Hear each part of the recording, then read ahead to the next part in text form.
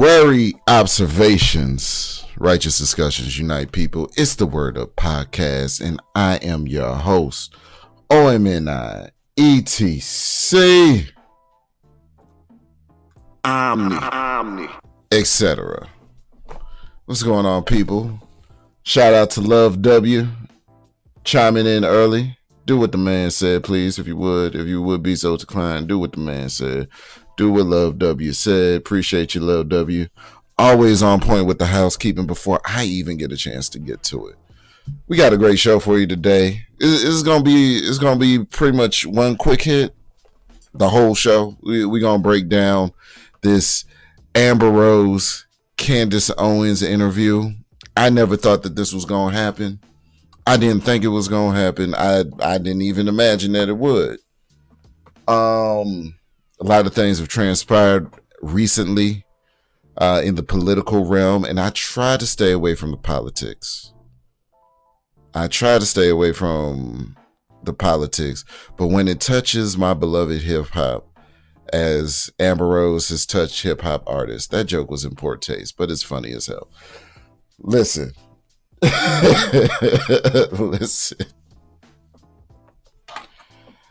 Listen. You saw what it said on the thumbnail, though. Yeah, listen. Same, Love W. But you saw what it said on the thumbnail. Every saint has a past. Every sinner has a future. All right. So we're going to go into this breakdown, just taking everything that they say at face value. We will work in things like her past because that is going to come into question. But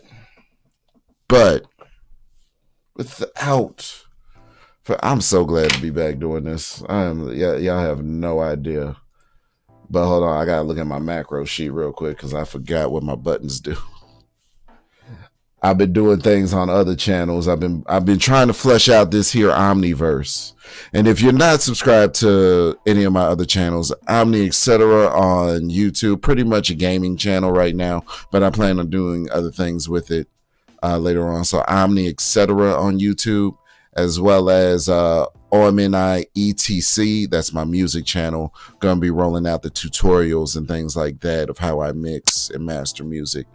And edit other things, probably video editing as well. I'll do on that channel because that's the content creator side of things. So I'm doing a lot. Even if you don't see me over here, don't think I'm not working. But without further ado, let's jump on in.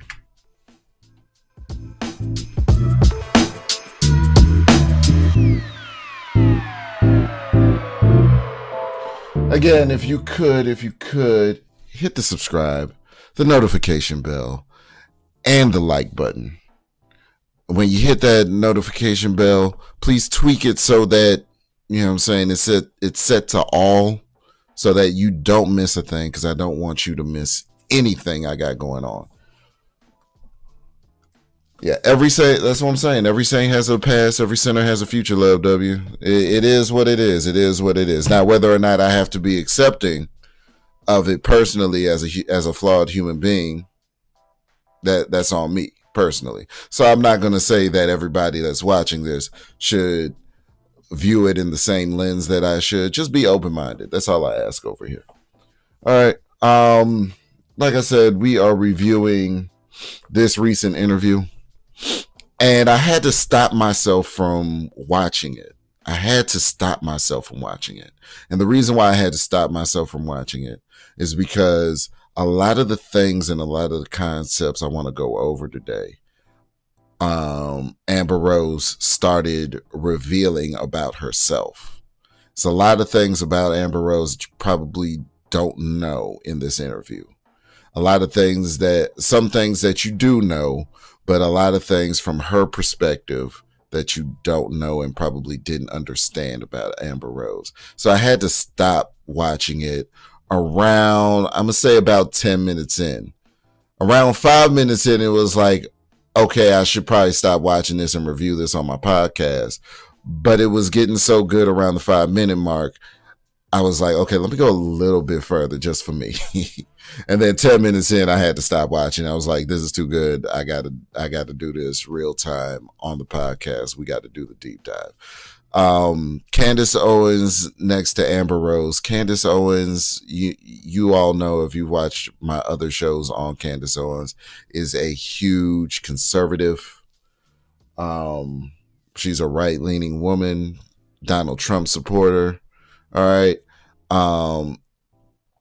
Amber Rose was the woman who instituted the slut walk. And a lot of people have good intentions. What do they say about the road to hell, right? So she was well-intentioned in the philosophy of, and this is not me being devil's advocate. I do believe that a woman shouldn't just be subjected to whatever, just because she dresses a particular way. However, I think it's far-fetched of an expectation by women to think that absolutely nobody is going to have something to say about whatever you do. If you're going to be a public figure, if you're going to put your ass out, they're going to talk about that ass. That's just what it is. So, though well-intentioned, the slut walk was completely the wrong move. Completely the wrong move, in my opinion. Completely the wrong move. It was well-intentioned. It was well-intentioned. She wanted women to be more comfortable dressing whatever they want to wear. Fair enough. But we have to understand that there are people that are watching me right now that don't say a word, but they formulate their own opinion about me. Shout out to y'all. Shout out to the Ghost watching, the Cloud watching, adding to the viewership. I love y'all. Continue to do so. Just make sure you hit the like while you're doing it. All right, that's all I ask. But you know what I'm saying? Should a woman have to live in the spirit in the world with certain fears about what she's wearing and whether or not some guy with creepy intentions is going to do something to her? Absolutely not. Is that the world that we live in, where nothing wrong is ever going to happen throughout your day or week? No, it's not. Just is what it is. Accept it and move in accordance with it. And then you'll have a better time, because the world doesn't owe us understanding, but we must understand the world and how it works. So let's get into this video. Because, oh man.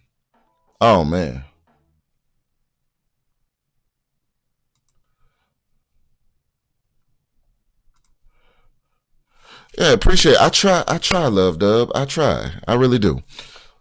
Let's get in here. Let's review this Candace Owens. Fair use. I'm going to try to take down the filter a little bit because I don't want y'all to miss a thing. And it's looking kind of dark on my screen over here. So hold on one second. But like I said, this was a phenomenal interview. I'm going to try to... Where's the opacity? So many settings. Okay, break it down. Oh, word.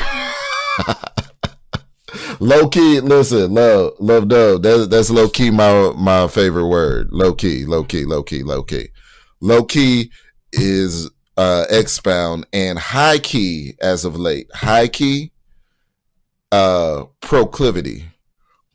I might do a word of a week when I do these episodes. I might have to do a word of a week or I might start making content based off of a word of a week.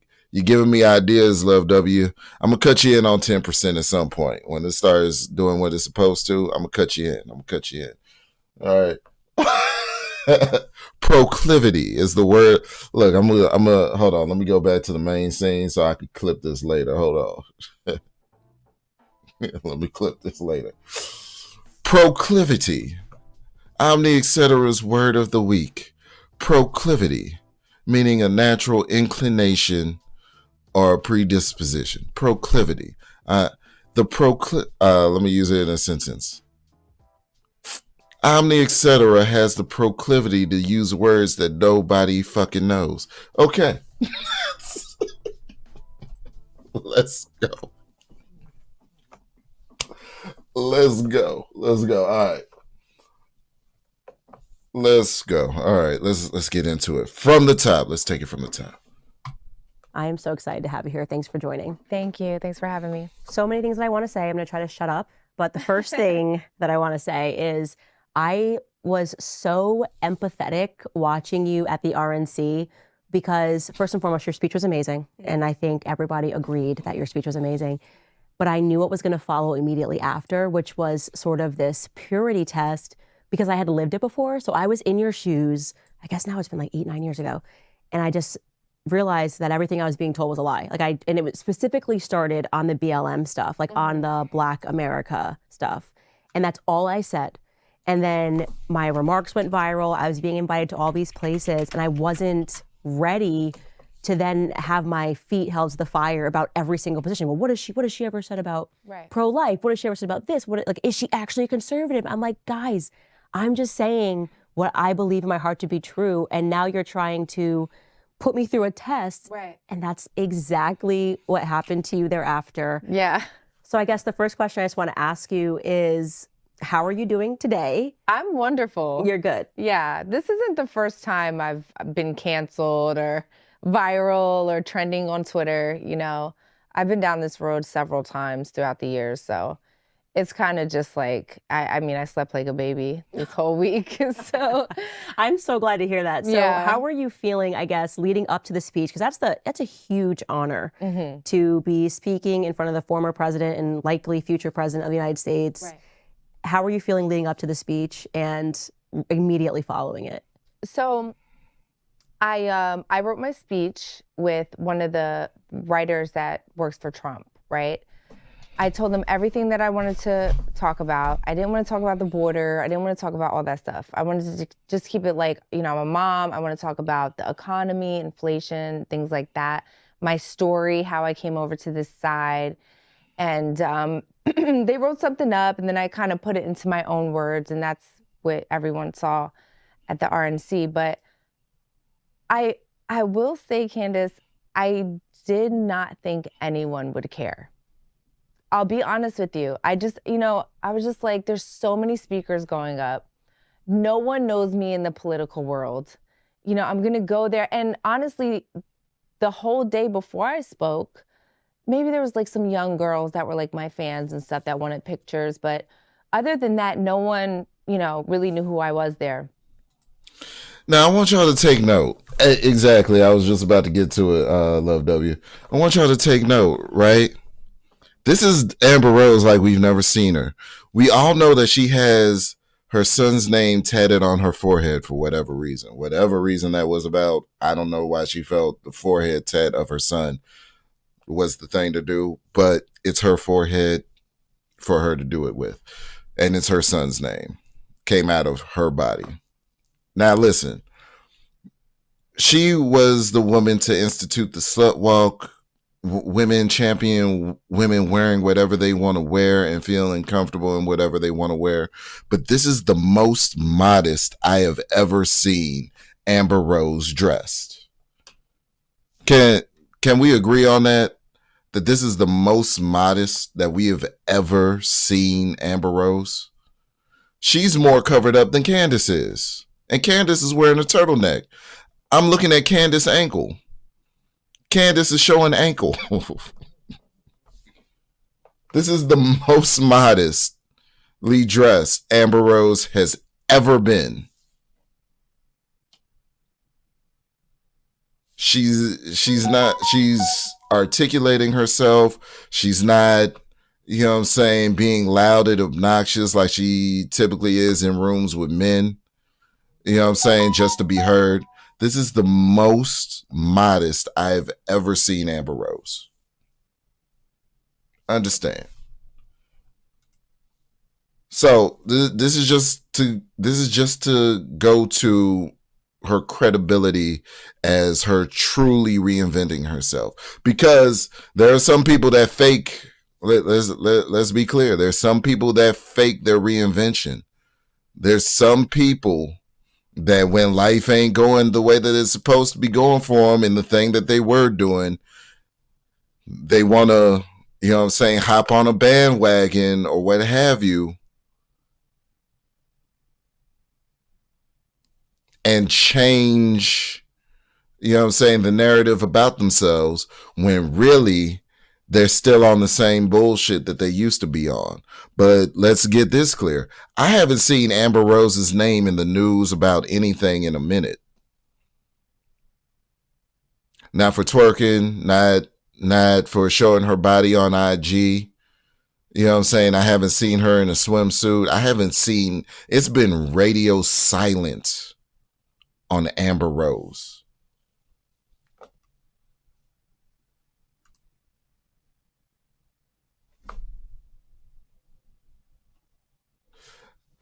Oh yeah, I agree. I agree. I agree. And I think it was well liked and received. I believe it was. Let's see what's going on here. Okay. What is this? What is this? Got you.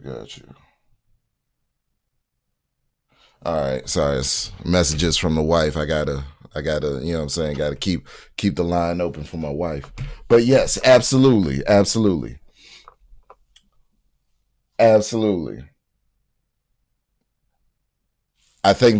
do think that the 48 laws of power also play a particular role in this as well. As it always does. I think my favorite one is the 16th law. If anybody knows what the 16th law is. Matter of fact, for everybody catching this on the replay gang, let me know what the 16th law of the 48 law of powers is. It's my favorite one.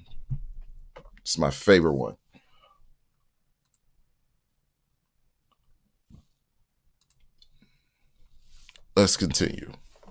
And right after that speech, boy, I must have taken like 3,000 pictures in 4 days. Wow. I promise you, it was like from the So it was well received. All right. morning into the night, downstairs in the hotel, outside at the RNC, walking to the RNC, because they had everything blocked off and stuff.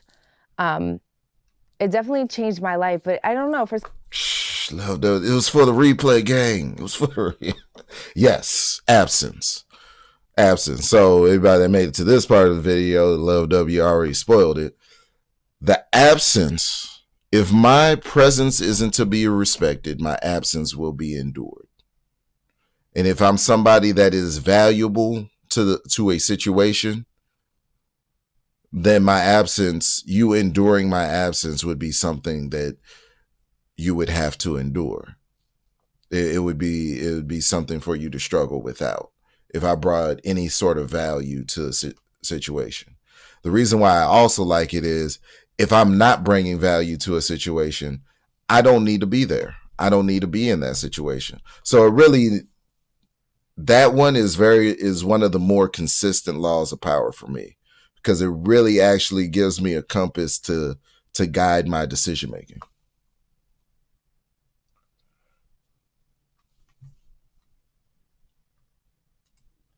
Yeah, absence to increase respect. Absolutely. But people don't think of themselves as an asset. You know what I'm saying? We weren't, like, when we were kids growing up, we didn't understand the concept of assets and liabilities. We were just making friends to make friends without actually any purpose in the relationships. You know what I'm saying? So that's why the 48 Laws of Power is such a great book. If you know what you're doing with that knowledge, because knowledge is power, and power in ignorant hands can be a weapon of self-destruction as well as destruction to those around you. So if you have the discernment to know what you're doing, because you're not going to implement every law of power in every scenario. Some laws are situational, but for me, absence to increase respect has been one of the most consistent ones out of that book. When I learned about the 16th law of power of the 48 laws of power, it dramatically changed the way in which I move and deal with people.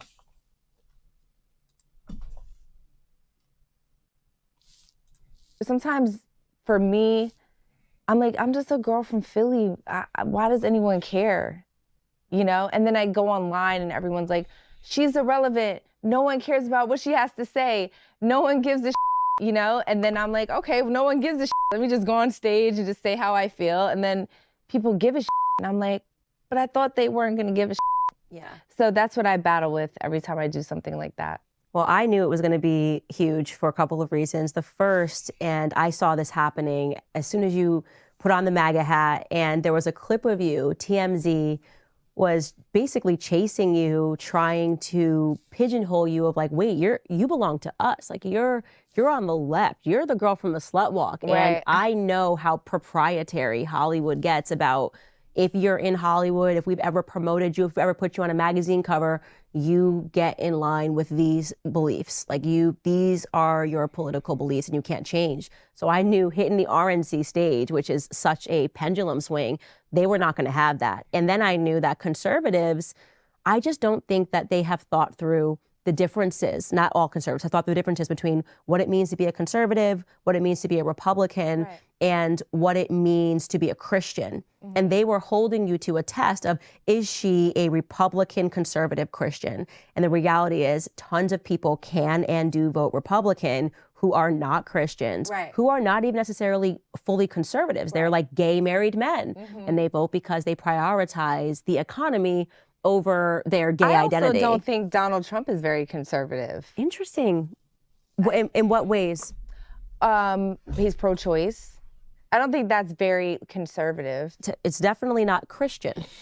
So people can say you're fiscally conservative, and this kind of gets into it. Like there needs to be a thorough conversation about what it means to be a Republican versus a conservative versus a Christian, and we haven't had that, and I knew that your feet were going to be held to the fire. And this is the thing. This is the problem when it comes to groups and individualism. And this is what humanity as a whole wrestles with, especially here in America, where we're heavy on individualism, but the human side of us always craves to be in some sort of group. Depending on who you are, more or less on the spectrum of the crave of being in a group, of being included in a group. But when we break down these groups and then you still want to be an individual in the group, then the movement tends to get watered down because everybody's not moving the same. Understand? So you have people over here that, say I'm Republican, I'm right leaning, but also some of the values of this right leaning conservative ideology I don't align with, such as they just illustrated that pointed out the difference between pro-life, pro-choice. For Donald Trump to be pro-choice is that goes against the grain typically of what conservative and right-leaning ideology is, because it's supposed to be pro-life, which I'm a pro-life guy. I believe once the heartbeat is there, it's a life. It's a life. Now, I'm also, and this is gonna be a head scratcher for some. I'm also of the mind that I think it's the parents' ultimate decision whether or not they want to.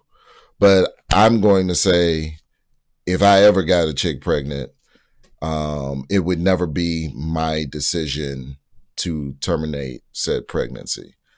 I would want to see that go to fruition.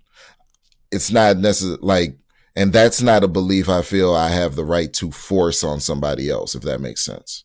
I don't think I should force the belief of the decision of whether or not you should terminate a pregnancy or not terminate a pregnancy on somebody else, because it's not my situation that I'm in. I don't know if the next person is going to have the best financial situation for the nurturing and the care of that child so that they can have the best possible outcomes. You know what I'm saying? I know I'm going to go to the nth degree for my kids. That's all I know. But the next person may not, and they probably aren't as invested. And then once the child is here, they suffer. I'm not with any of that. But I know me, Omni, etc. I ain't terminating no pregnancies. That's just me. Was there any comments that, before we get into like your background and how you ended up there, that impacted you or that you felt upset about that came at you, or were you just like, I'm good? Well, I'll be honest with you, the Matt Walsh stuff, it didn't really bother me, but it did, you know, religious people like that is why I went on my atheist journey. And so I was a Christian my whole life. I used to go to church. My mom still goes to church 7 days a week. You know, I used to go to church with my mom all the time. But I used to run into people like him. Cameraman, I'm in production, so this annoys me. Camera people, please take the autofocus off of the camera. Take the autofocus off of the camera.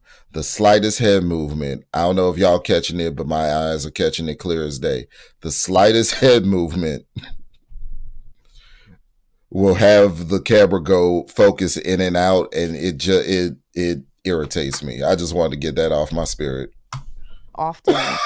And so for me, were you catching it, Love W? Like, I was catching it. It irritates me to no end, man. Like, you see how my head moves back and forth and my camera isn't going in and out? Like, it's so simple to do. Just take the autofocus off the camera, please. Candace, if you ever need someone to shoot some footage for you and you come across my podcast, I'll be more than happy. Listen, whatever you paying them, I'll take a 5% cut. I'll get the job done for 5% less, just so I can have, you know what I'm saying, the credit. It's a deal. You can't beat that deal. 5%, you're conservative. Look. Anyway. It made me just get turned off by the church, and then in turn kind of go on a spiritual journey. I was looking into Buddhism. I was looking into Islam, which was extremely far-fetched for me. Yeah, Islam, they would want to crucify you, Amber, with the shit that you did. Try having a slut walk. Try having a slut walk in Baghdad. See how it works out for you. And then I landed on atheism because I just never felt comfortable on that side. But I will say, besides that, when I showed up at the RNC, there was a lot of white men in suits. And so I can understand why maybe a person of color or somebody that comes from the left would be intimidated by that, because that's maybe not necessarily the norm that we're used to being around. But after I did that speech, Candace, I spoke to so many people, or they were coming up to me telling me their stories, right? And these are guys that look like they come from generational wealth. Mm-hmm. And they're like, oh no, I came from nothing. You know, I just worked my way up and I figured it out. Or one of the other guys was like, my dad's in prison for murder. I mean, you would think this guy was like, had a billionaire daddy. He was like, no, my dad's in prison for murder. My sister died of fentanyl poisoning. You know, my brother died in the opioid crisis. And so it just, you know, I still had that remnants left of the left in my head, where I have to admit, when I walked in there, I'm like, oh my God, they're gonna hate me, or they're from a different world. And when I started talking to them, I'm like, we're actually all going through the same thing in America right now. And you can't just judge a book by its cover, because I don't want people to judge me. I'm actually a sweetheart. I'm not a crazy person or anything like that. But yeah, it was really sad. A lot of people are going through a lot, and thank you, you know, for telling your stories, everyone at the RNC, and like, you know, and sorry for your loss, because people lost a lot of people to fentanyl mostly. So. And it's interesting. And what is the drug of choice is being pushed in hip hop right now? See, we talk about things from a black perspective and a hip hop perspective, but as Amber Rose just articulated, this type of stuff touches every community. It's not exclusively a black thing or a hip hop thing. It touches everybody. You know what I'm saying? Like, the more and more I interact with people, the more I find commonalities instead of differences. And that's something that I'm glad that she highlighted, and I'm glad that she had that experience, because where she comes from and what she's been experiencing, she's been heavy in the hip hop community. She's been experiencing left-leaning ideologies. So it's good that, you know what I'm saying, she got, or should I say, she's returned to some conservative values. And what you will find, actually, this is the thing that you'll really see tricky, right? See as being tricky, is that a lot of the people that espouse left-leaning sentiments, whether it be through entertainment, whether it be through forms of media, they really live conservative lifestyles. They really live conservative lifestyles. Case in point, Cardi B. I wouldn't be surprised if they brought her up later on in the interview, because she is like case in point for this, right? Cardi B is infamous for making a song called WAP, and then on IG, on video, when she's doing an IG live, her daughter walks in the room, hears the song, starts dancing, and then she cuts the song off and takes her daughter out the room because she doesn't want that life for her daughter. Another one, Carisha of Young Miami of City Girls. She says she doesn't want her life for her daughter. Well, why are you living this life, ma'am, if you don't want it for your daughter? Is that sort of thing. It's the hypocrisy of it. I call it the hypocrisy of it, is where you're willing to feed the world that which you do not participate or partake in. Let's continue. That you say that, because one of the things I always say to my cousin, she does my hair, and we talk about this a lot. I'm like, if only people in the hood knew that the rednecks, them are the exact same people. Yeah, for They're sure. the exact same people. Yeah. And yet the media will have you thinking like, oh, the rednecks hate black people. And Yeah. I'm like, it is actually, as soon as you get around them, I'm like, they're exactly the same people flipped. And some of the best people I've ever met, actually, I will say the best people I ever met, are just from down here in the South, because they have the right values. Like, you know, they family and faith. And faith is a big component of it. And I know what you mean when you say that you feel, and it makes me sad to hear that, because I've heard it many times, that Christians can be really judgmental, or if you felt that, because the reality is that there were so many other Christians who were not saying that. And I messaged Matt immediately, because I actually know Matt Walsh very well. I've worked with him for years. He's actually an amazing person. And I just felt that... You know, I was actually following him on Instagram. Were you? And I unfollowed him after I saw that tweet. Oh my, see, I didn't know much about him, but I get saw you guys... other people following him, so I was just trying to find a community of people. And I unfollowed him. I'm like, oh, I guess he doesn't like me, so. And that is so, yeah. Honestly, the tweet was ill representative of who Matt Walsh is, and his wife is amazing. I think what he was trying to say didn't come across the right way, because I immediately texted him and I was just like, wait, Matt, I think that like you have this wrong. And I think what he was trying to say, and I hope I don't sound like I'm like an apologist for Matt Walsh, but obviously like, and I might be being a little Catholic gang here, but I think what he was trying to say was something about the RNC and like what they're prioritizing. But I actually even disagree with that point too, because I think that, again, speaking to like what the RNC should be trying to do ahead of an election, is basically saying, these are the things that we are offering, like a better economy, this, that, but these are the lies that are told about the RNC. Like the people believe that Donald Trump is this. Yeah. And I think a part of that is kind of trying to disillusion people. Mm-hmm. And so I wish you guys, and I hope you will, and the opportunity to have a moment to speak, because I promise you, like, it's not who he is. He's like a really good dude. And I know, I'm good though. Yeah, I know, I feel it. I know, I get it. But I'm glad that so many other people like responded. Yeah, I had a lot of DMs of, people saying that they're going to pray for me, that like nice Christians. I promise he's a nice Christian. I promise he is. I think it came out the wrong way. But yeah, Matt does so much charity for Christians, and he's fought on a lot of causes. And again, I don't want to sound like a Matt apologist, but I get it. I totally get how you feel about the situation. I just think it's more so like when he's like, the slut walk, fine.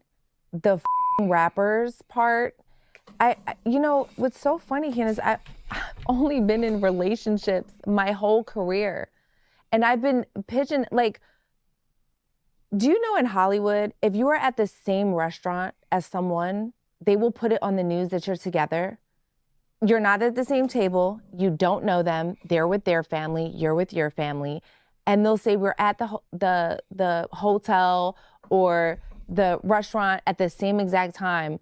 This is what they have done to me throughout the years, okay? I believe it. I get it. I understand. This is why I'm doing this interview. I understand why he's like, she just rappers or she just does this. And even my slut walk, I was really, really proud of it. I hate what it turned into. I hated the name slut walk. I hate it when girls, you know, which sounds very hypocritical, had to leave the slut walk dressed like that.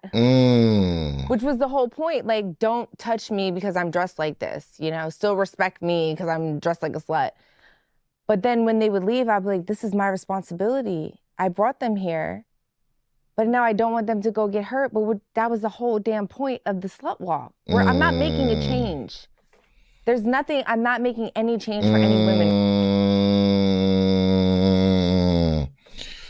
Wow. If I had only played it to 12 minutes instead of 10, I would have already seen this. If I had only played it to 12, we are 12 minutes in. And within 12 minutes of Amber Rose sitting down with Candace Owens, she is saying that she regrets doing the slut walk. She regrets. I was wondering why we haven't heard anything. Like, there hasn't been, like, the slut walk hasn't been continuing and going on and going on. You know what I'm saying? Because it should just get more. I think it'd be something like Pride, the Pride parades, where it just gets more extravagant every year and more, you know what I'm saying, more debaucherous. But, you know what I'm saying, I think it shut down at some point, and now we know why. Because the guilt of her having all of these women dressed in provocative fashion was too much. And it for her to have a clear conscience, she couldn't sleep well at night. You know what I'm saying? This is interesting. Okay, let's continue. Right now, because I really want them to go put on a blanket and walk home and go be safe and cover up. So, isn't that what everybody was saying, though? Isn't that the primary concern that most people had about women dressing provocatively? This is Hope you guys are enjoying this conversation. I'm interrupting only briefly to speak to you about something very important. The recent reports regarding Planned Parenthood show us that they continue to rake in billions despite dwindling clients. The biggest takeaway is that Planned Parenthood is generating vast profits, including millions in taxpayer funding. But with preborn, that's you and me, we are actively given the opportunity to steal away their clientele, meaning the babies that they are trying to kill. Preborn operates. Okay. She said the K word. I was kind of rocking with it, but yeah, it's an ad. My people don't like ads. If y'all want to see it, it's cool. Yeah. Facts, Lil Dub, she is. I've rarely seen, I've only seen like one picture of her looking busted, and I'm not even sure if that's something somebody did with AI. But yeah, she usually presents well. Well, let's continue. But Love Dub, I want to ask you, what do you in particular think about this revelation that Amber Rose had a guilty conscience around the slut walk? Like, I find that is super interesting to me. That the founder of the slut walk had a guilty conscience because she shares the exact same sentiments as the individuals who were against it in the first place. That's super interesting to me. I think it's when people are younger. Typically, when we're younger, we have rebelliousness in us. And then as we get older, because Amber Rose she's like in her 40s here.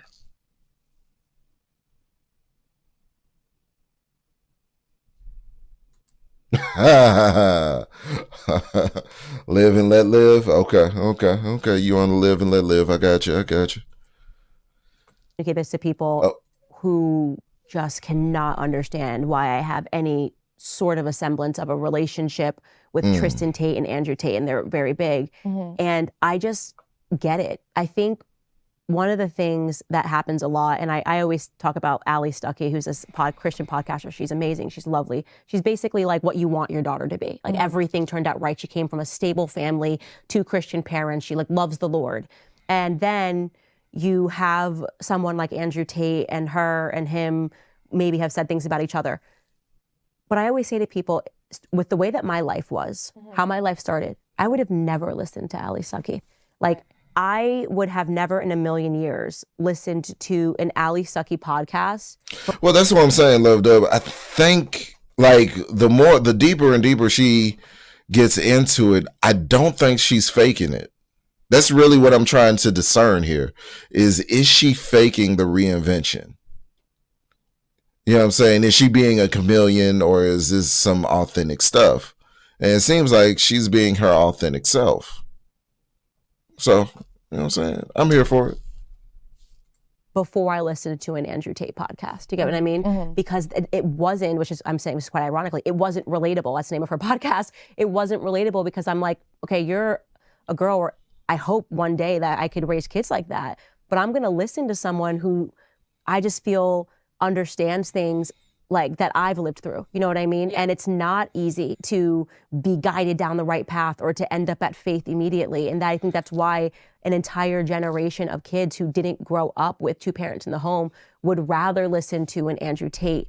And the conservative movement does not always understand that. And I think that that's not a good thing. And that's why I loved when I heard you just say what you believe, because I'm like, if that, because I believed that you believed it. Right. And I'm like, great. Now we invite her in and talk to her about where she's been and what made her wake up.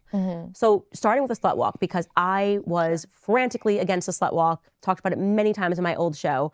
I'm going to just... I know, I remember. Oh, I was like, I was anti-slut walk because I felt that women were being used to actually make things harder for women. So I'm going to show you just like a cut here for the audience for a clip of just some slut walk footage. You're not in any of this footage, but I just so people know what it is. Okay. I'm a porn star. My name is Lily Cade. I'm here today because just because I am a slut doesn't mean you can rape me. I am who I am. If you don't like it, you. The word slut should be reclaimed because sex is just something that's fun and something that's natural that we do. We're here to support women's rights and to choose what they want to do, and they're not asking for it just because they're dressing like this or however they choose to dress. Every time someone tried to call me a slut when I was younger, I was like, no, I'm not a slut, I'm not a whore, I'm not all that. Finally, my 18th birthday comes around, so I'm like, it, I can do what I want now. I don't have to say I'm not a slut. Dick or vag, don't care. So when you see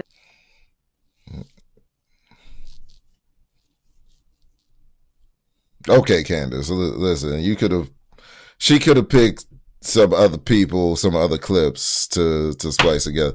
Like, why did every chick damn near in that clip have butch cuts? That's all right. All right. Y'all don't be seeing what I see, but it's okay. that, and I will, granted, look, end of it's funny-ish. It is funny. Yeah. How does it make you feel? A part of it I am not proud of. Another part of it I agree with. And the part that I do agree with is that there are a lot of girls in high school or college, right, young girls, that are literally called derogatory names for no reason at all. They're not even doing anything. I was one of those girls. I was a late bloomer. My kids are 11 and 4. I have friends that have like 25-year-olds. So, you know, I do think that sometimes that is an issue where you bully girls because you're insecure, or maybe she might like another boy or something like that. So that was one piece in there, if I'm not mistaken, where the girl said that, but then she said dick or badge or whatever, who cares, or something like that. That's the only thing I still do agree with, but the other stuff I just, and you know what, Candace, too, listen, when it comes to sex workers, I'm still for sex workers. And when I say that, I mean that I understand it's not easy to just say, stop. Don't do this anymore. You're better than this, right? We can all say that all day, but there has to be a solution for why they should stop, you know, or maybe the money that they did make through sex work or the umbrella of sex work, like stripping and stuff, which is not actually sex, and create businesses for themselves or something like that, you know? So it comes down to the money. At the end of the day, this is what she's talking about. It always comes back to the money. Always, each and every time. Like, and people knock me for talking about it. Like, Omni, you talk about money so much. Yeah, because people got bills out here. You know what I'm saying? Like, people got bills. At the end of the day, the money is what moves the needle.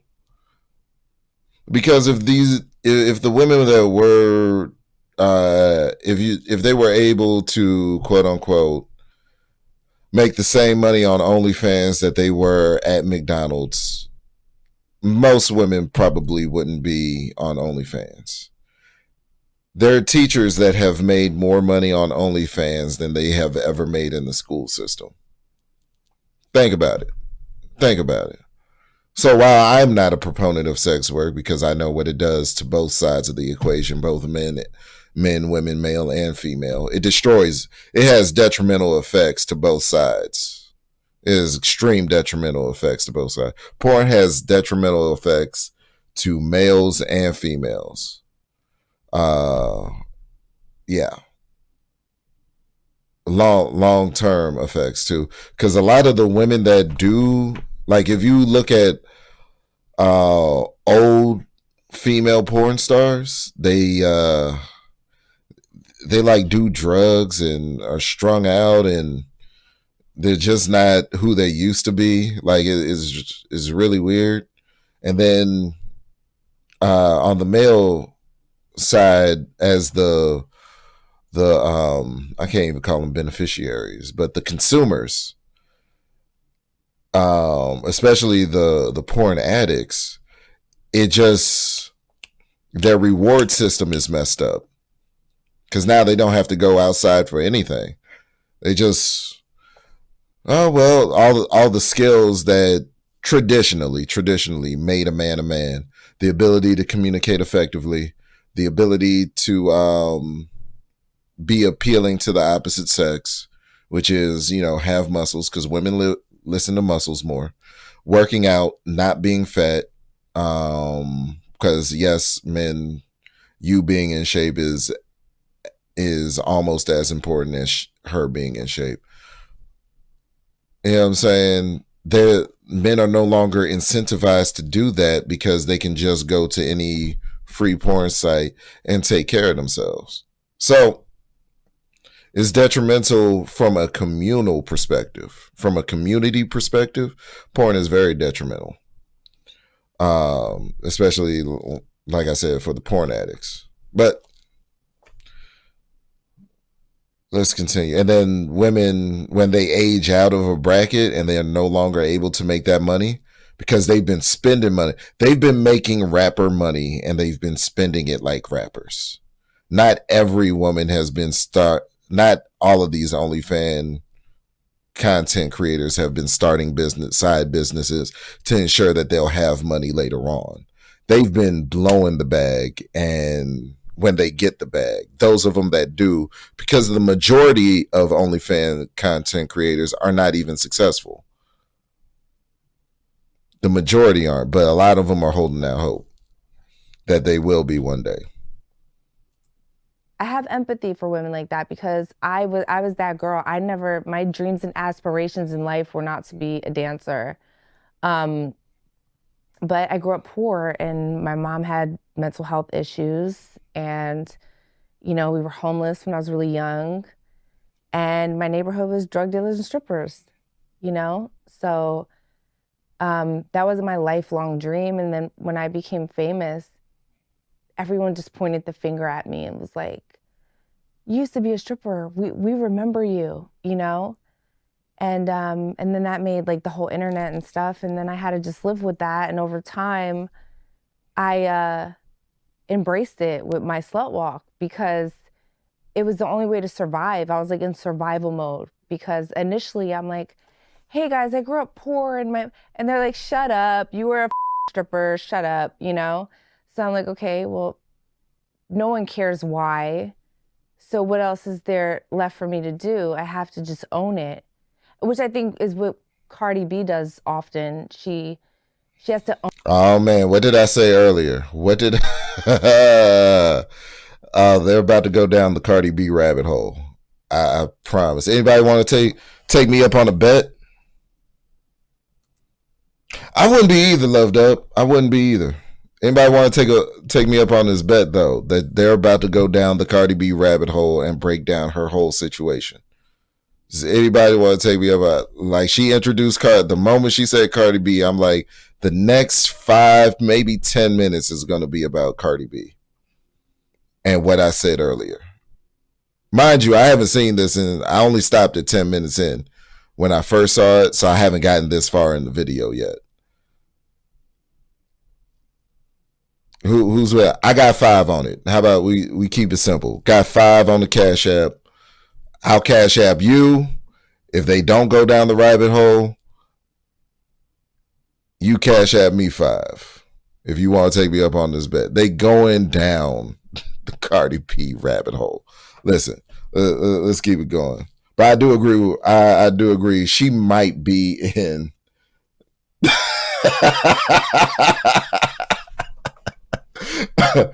She might be in she might find herself in politics, or she might, you know what I'm saying? I don't know. Is she single right now? Because the better position, look, being the number 2 is a great position to be in. Shout out to Kamala Harris.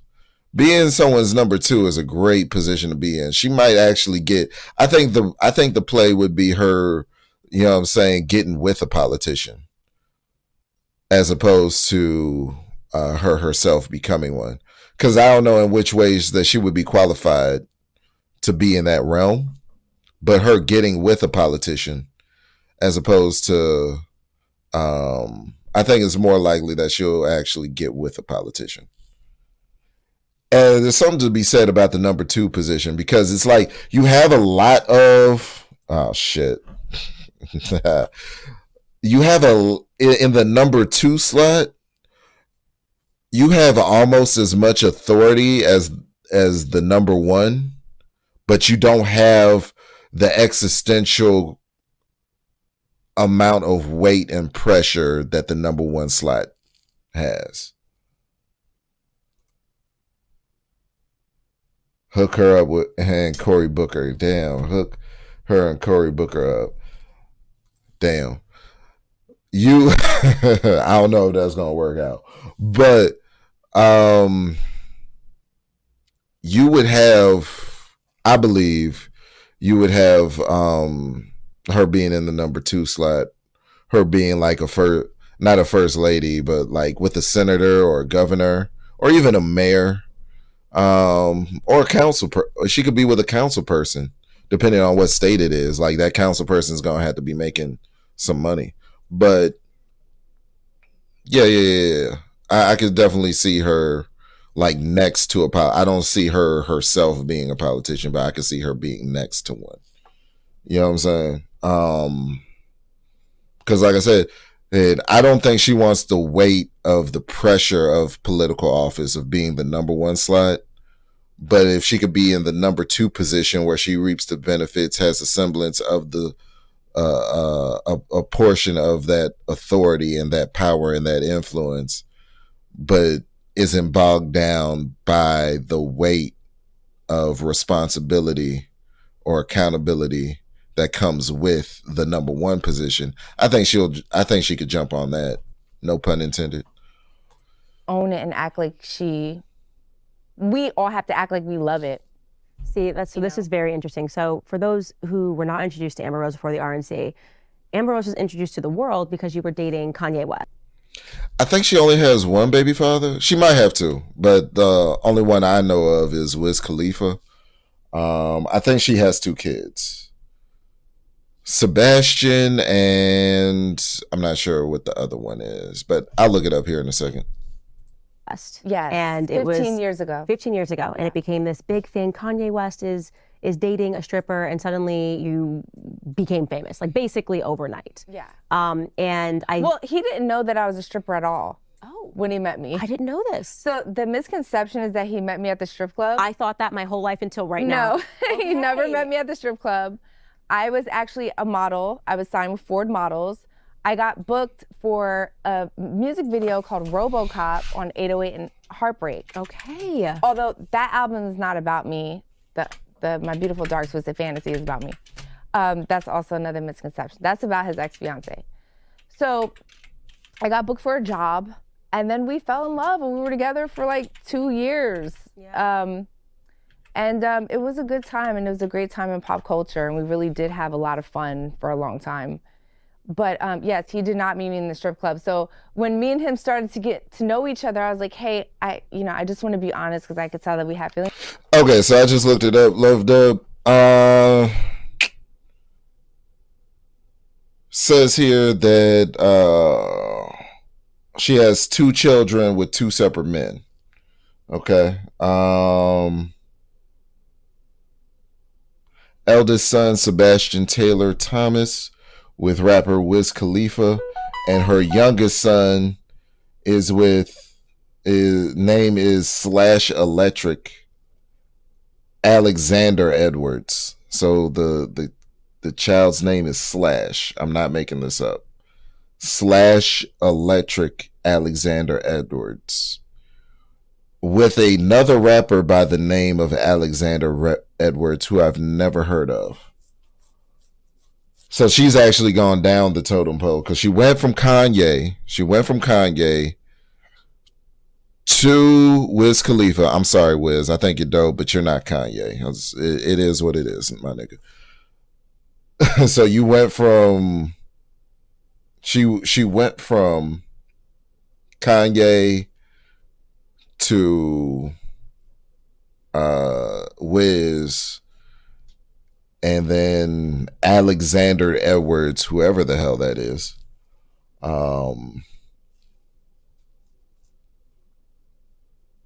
And now for some yeah. So yeah, this might be another reason why she has to make this pivot, is because she's gone down in rapper. So now hip hop can't really get ahead in hip hop anymore. So that may play a factor.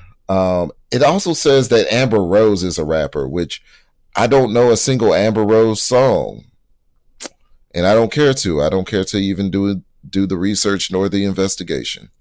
Carrying on. Things for each other. I am actually a dancer back in the Bronx. I lived in the Bronx at the time. Funny, me and Cardi worked at the same spot, just different times, because I'm older than her. Oh. And he was like, I don't care. I just want to be with you. I don't even care that you were a dancer. That doesn't even bother me, you know? And he was really great about it. He just really didn't care, because I felt like he just knew my heart. He knew who I was as a person. So yeah, so go ahead. But that's how it all started. I'm so glad you clarified that. And so you, which is really funny, because you got branded as a stripper. When he met you, you weren't even stripping. But I was stripping, but he didn't know that I was a stripper. He didn't know you were a stripper. So I was a model, but I wasn't a Bella Hadid. I wasn't a famous model. I just happened to be signed to a big agency, but I wasn't getting a lot of work like that. So I still had to dance, send money back to my mom in Philly, you know, my family. So that's why I was still dancing in the Bronx.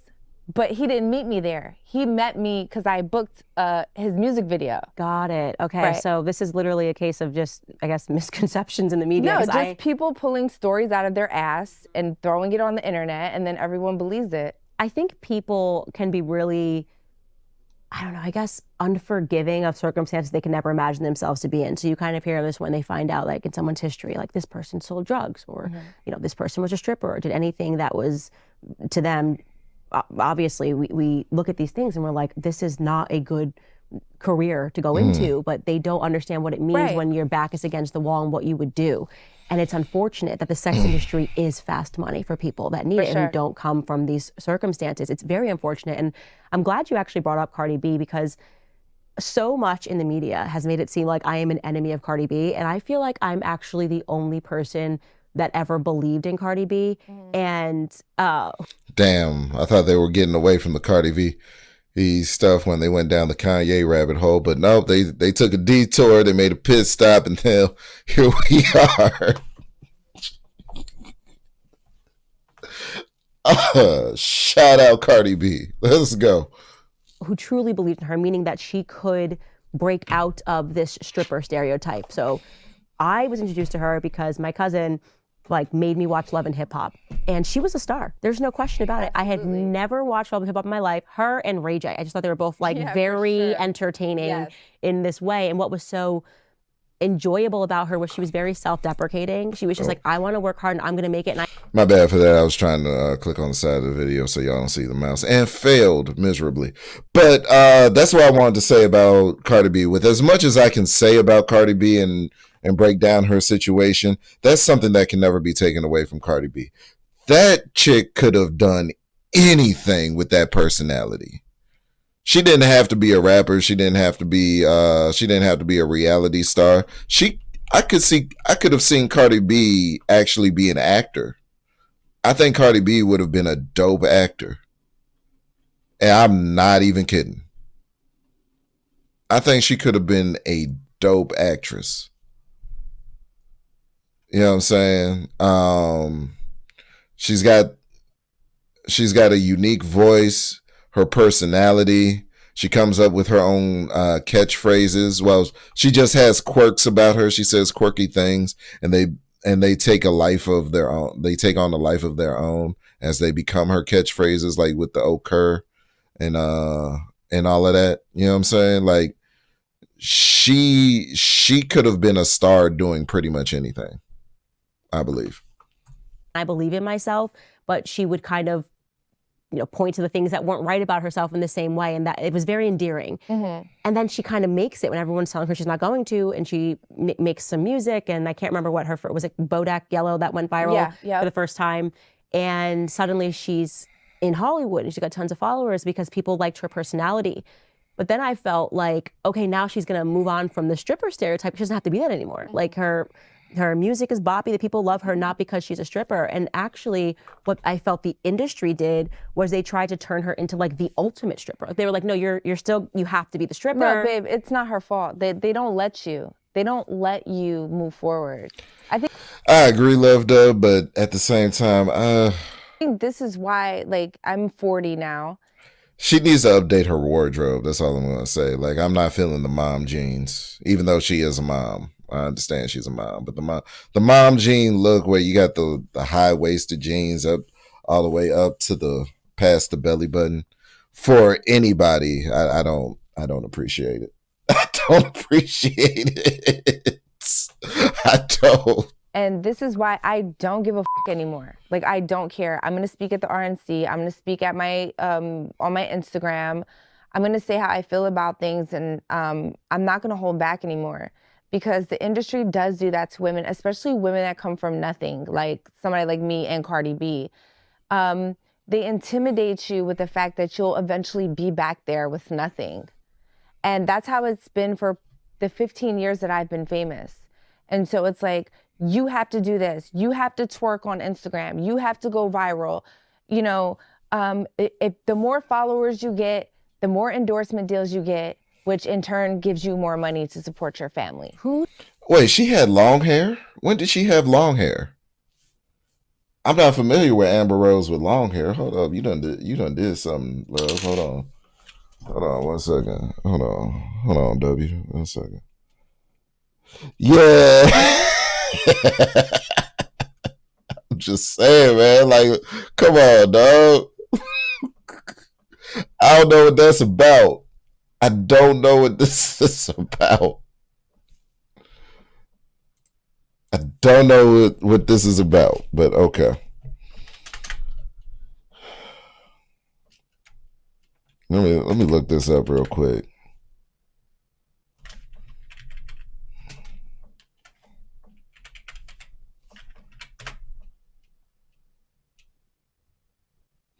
Oh, wow.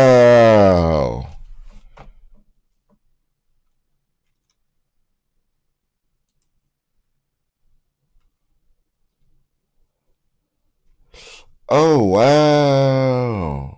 Okay. Yeah, wow. That's a totally different chick, yo. That's a totally different person. That's insane. That's insane. That's a totally different woman.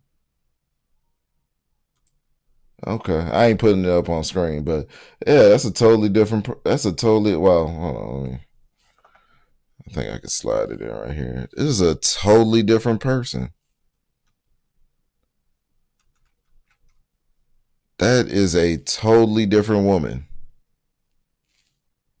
Totally different woman. Okay, let me drag this back over here.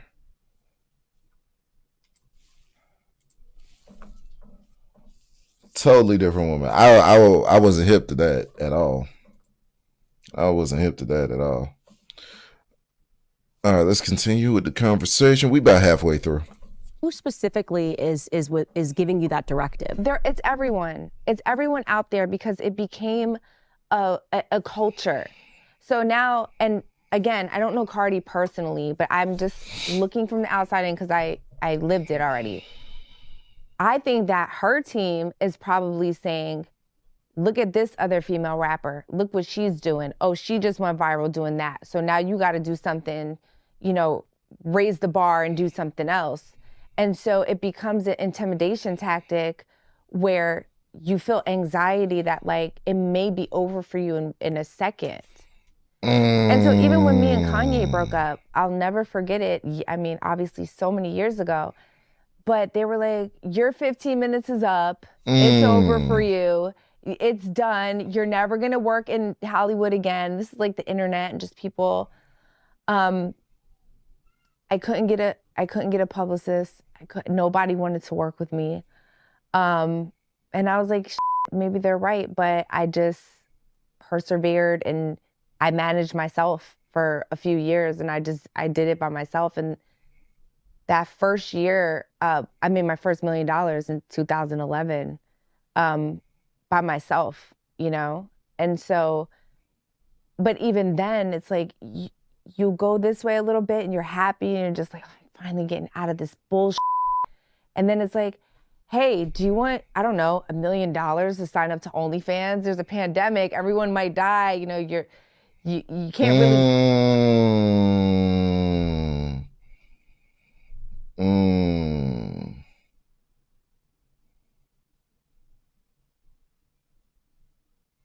Nah, Ye definitely ain't tripping.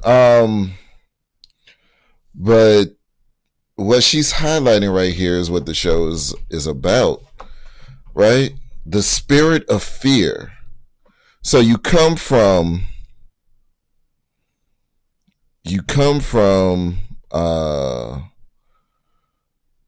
lowly circumstances. Let's keep it there. You come from lowly circumstances, right? You find a way out. How you find a way out, doing, taking part in debaucherous behavior, right? You don't really align with it from a moral perspective. From a moral perspective, you don't really align with what you're doing. But also, you need to eat, food needs to be on the table, clothes need to be put on the back, and you need a roof over your head. Okay, granted. So you do what you do, then you get in bed with the celebrity who shows you this whole different world, right? Now you're the it girl because you're next to the guy at the time, which Kanye West, when he picked up Amber Heard, he was that guy. He was getting into fake beefs with 50 Cent. He was the guy at the time, right? Now, after that happens, you institute the slut walk and all of this because you come from the thing that saved you, essentially. The thing that saved you was you being scantily clad and getting paid for it, for being scantily clad. So it's always a soft spot in your life when people bring it up. You're sensitive about that because if you never had that way for you, that would have been it for you. You feel as though there was nothing else that you could have done. So you experiencing fear early on about what your future looks like. So then you start stripping. Then you're exposed to this whole new world. You get a modicum of influence and power because of these things. And so you start impressing your own ideologies upon the world. And then when you get the pushback, it's always sensitive for you because that's what got you up out of the mud. You taking your clothes off, you stripping, got you up out of the mud. And you believe because you were in a survival mode, living in the spirit of fear, that never would, like, you wouldn't be here today if it wasn't for stripping. So I'm getting the mentality breaking. I'm breaking down the mentality of Amber Rose right now. It's not really about her, but it's indicative of a bunch of young women who have to go through similar circumstances or feel they must go through similar circumstances. And then when they come out of it, they realize I probably didn't have to do that if I just had the right information. I probably didn't have to take my clothes off for money if I had the right information presented to me or the right opportunities presented to me. And then when even when you have made all this money, you've gotten yourself up out of the mud, there are still forces, principalities, and powers in high places, wickedness, that wants to impress upon you the spirit of fear and say everything that you've worked for, everything that you've gained up until this point will be taken from you if you don't continue to shake that asshole.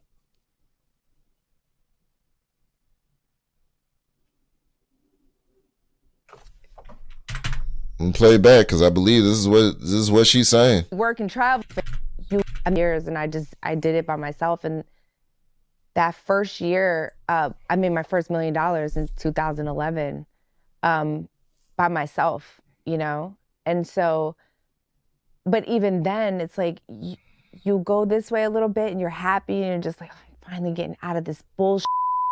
And then it's like, hey, do you want, I don't know, $1 million to sign up to OnlyFans? There's a pandemic, everyone might die, you know, you can't really work and travel anywhere unless you want to get a vaccine, so is this what you want? You're like, and you're just thinking in your head, like, this money could be gone. Like, what am I going to do after this? This could be the last check that I get. Yeah, so it's everywhere. The degeneracy is everywhere. So you're surrounded by that. And I was telling you on the phone how, like, I posted that bikini pic like 3 weeks ago. I've since like archived it on my page, but I dropped a crypto coin called Mava, which is great. Everyone go get the Mava coin.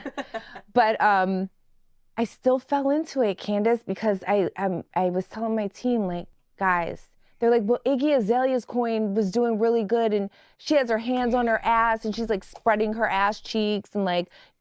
Don't ever go, ladies, please, if there's one lesson to learn in life, if it's just one lesson, don't ever be Iggy Azalea. Don't ever model yourself after Iggy Azalea. Don't go Iggy Azalea. Just don't. I have no idea what Iggy Azalea is doing today. I do know that her freestyles are trash. If T.I. created you and then dropped you, there's probably a good chance that there was a significant reason why, especially with how lucrative and how poppin' you were when you first came out. Don't ever be Iggy Azalea, please, people.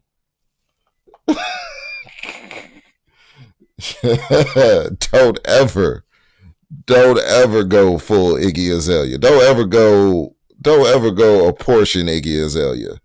All right, just please.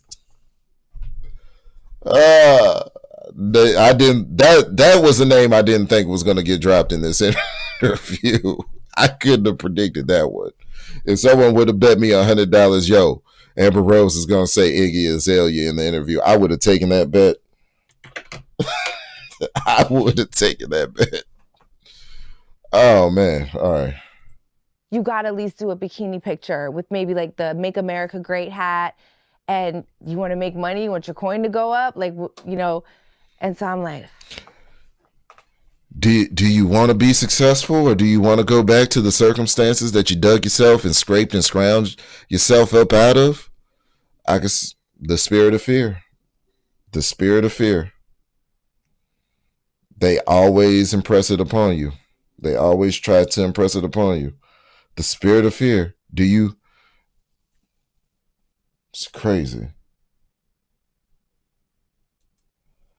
Omni, who is that last female rapper from New York or New Jersey that was getting compared to? Oh, Scarlett. Scarlett, she's dope. I don't like the DMX comparisons, but yeah, Scarlett. Her story is tragic, yo. Her story is tragic. I hope she gets the utmost success. I want to see Scarlett on everything. I would prefer Scarlett to Ice Spice. I 100%. Anything Scarlett is doing, I support that woman. I support that girl 1,000%. Anything Scarlett wants or needs and is in my power to provide to her, she will have it. I much prefer Scarlett to Ice Spice. First of all, she's got skills. Secondly, her story, if you just listen to her story for any amount of time, oh my God. Oh man, I want her, just off of her story, I want her to have it. Just off of the things that she's been through, I want Scarlett to have the utmost success in life. I wish for her to have the utmost success just off of the strength of everything that she's been through, because she's been through enough. I mean, talking about the scar on her lip was given to her by her brother. That's painful enough to even think about. So yeah. fine, let me go in the backyard by the pool and just do it. So I still battle with those things, Candace. I don't want to get beat up by the Republicans. I'm already getting beat up enough by the left. You're basically, Give me a break. You're in political purgatory. It's the worst. Because when you leave, you're like, I've escaped. Then when you arrive, you're like, whoa, hold up. Like, I don't know. I know I'm not perfect. I'm getting everything wrong, and you're being screamed at by the right. And it sucks. It really sucks, because I can just sense, I'm a person that goes on vibes. My team is laughing because I just get a vibe. But my vibes have always been right. And when I spoke to you, I was like, no, she means what she says, and she's going through this metamorphosis, and it's painful. Like, it is really painful to come out of that cocoon, especially, I would imagine it's 10 times worse for you because your cocoon is Hollywood. Yeah. And there's no room. I mean, mine was hard enough just being black and being like, hey, I am like a conservative. Oh, I'm no longer black. No, they will take that away. I'm black my whole life, but they were instantly like, she's not black. Yeah, I'm not black anymore, apparently. Yeah, so they take that away and they denigrate you, but it's got to be even harder to come out of the Hollywood cocoon, because the entire industry is built around, really, everyone has to have the same perspective. Everyone has to be the same if you want to sign the deals. I mean, I sat down with a TikToker, super young, Gen Z TikToker, and he spoke about how he was basically told, like, he wanted to do more serious and talk about real issues, stay out of it. You know, keep doing fun, stupid TikToks, because if you start talking and you sound conservative, you're not going to get the sponsorships. You're not going to get the deals. It's intimidation. Right. 100%. Which is crazy. And what's crazy is that it wakes me up at night, Candace, because I have tortured myself for 15 years. I've tortured myself with this stuff, you know, and I begged and I've cried and pleaded, please, reach for the stars. Even if, go talk to like maybe more conservative brands, see if they'll give me a chance. They wouldn't give me a chance, you know, because they just didn't know me, and I get it. I'm not upset. But they're like, no, this is it. This is what you're, and I have a family. And so when I went out on a ledge and I posted the picture with me, Trump and Melania, that was my moment where I was like, I'm done. Like, I'm done. How did it come about? Like, in your mind, when did you decide, I'm just gonna post this photo, MAGA goodbye, I'm with Donald Trump and Melania, because that obviously became a moment on the internet. Yeah, so my ex-husband actually told me to do it. Wiz did? He told me to do it, yeah. Although he's not political at all and he's not voting, he's just doesn't want to be in that world whatsoever. He's really one of my best friends. I love him so much still to this day. He's just such a great person. But I went to him and I was just like, I feel like I'm living a lie. And I feel like, and it's so much more than Trump, but just me as a person, I was just like, I'm so unhappy.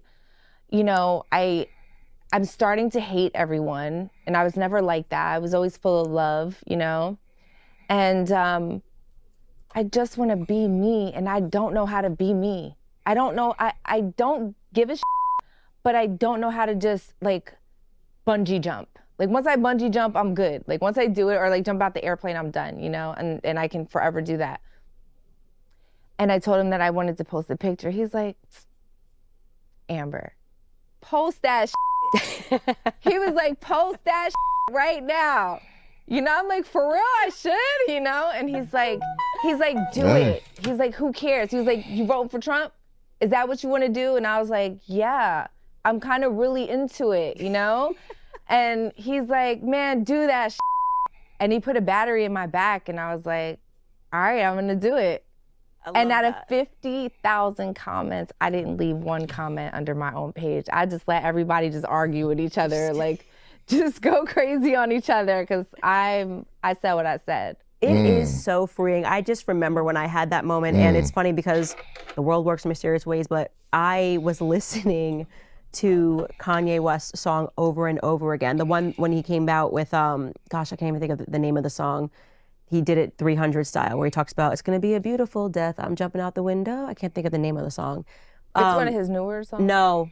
Power, yes. Power, yeah. I was listening to Power on repeat because I knew, because that was kind of when Kanye got canceled and then he came back. And yeah. Power was an anthem. Let's make no mistake. Power was a fucking anthem. Every time I got on Saints Row, I made sure that nothing but Power was playing.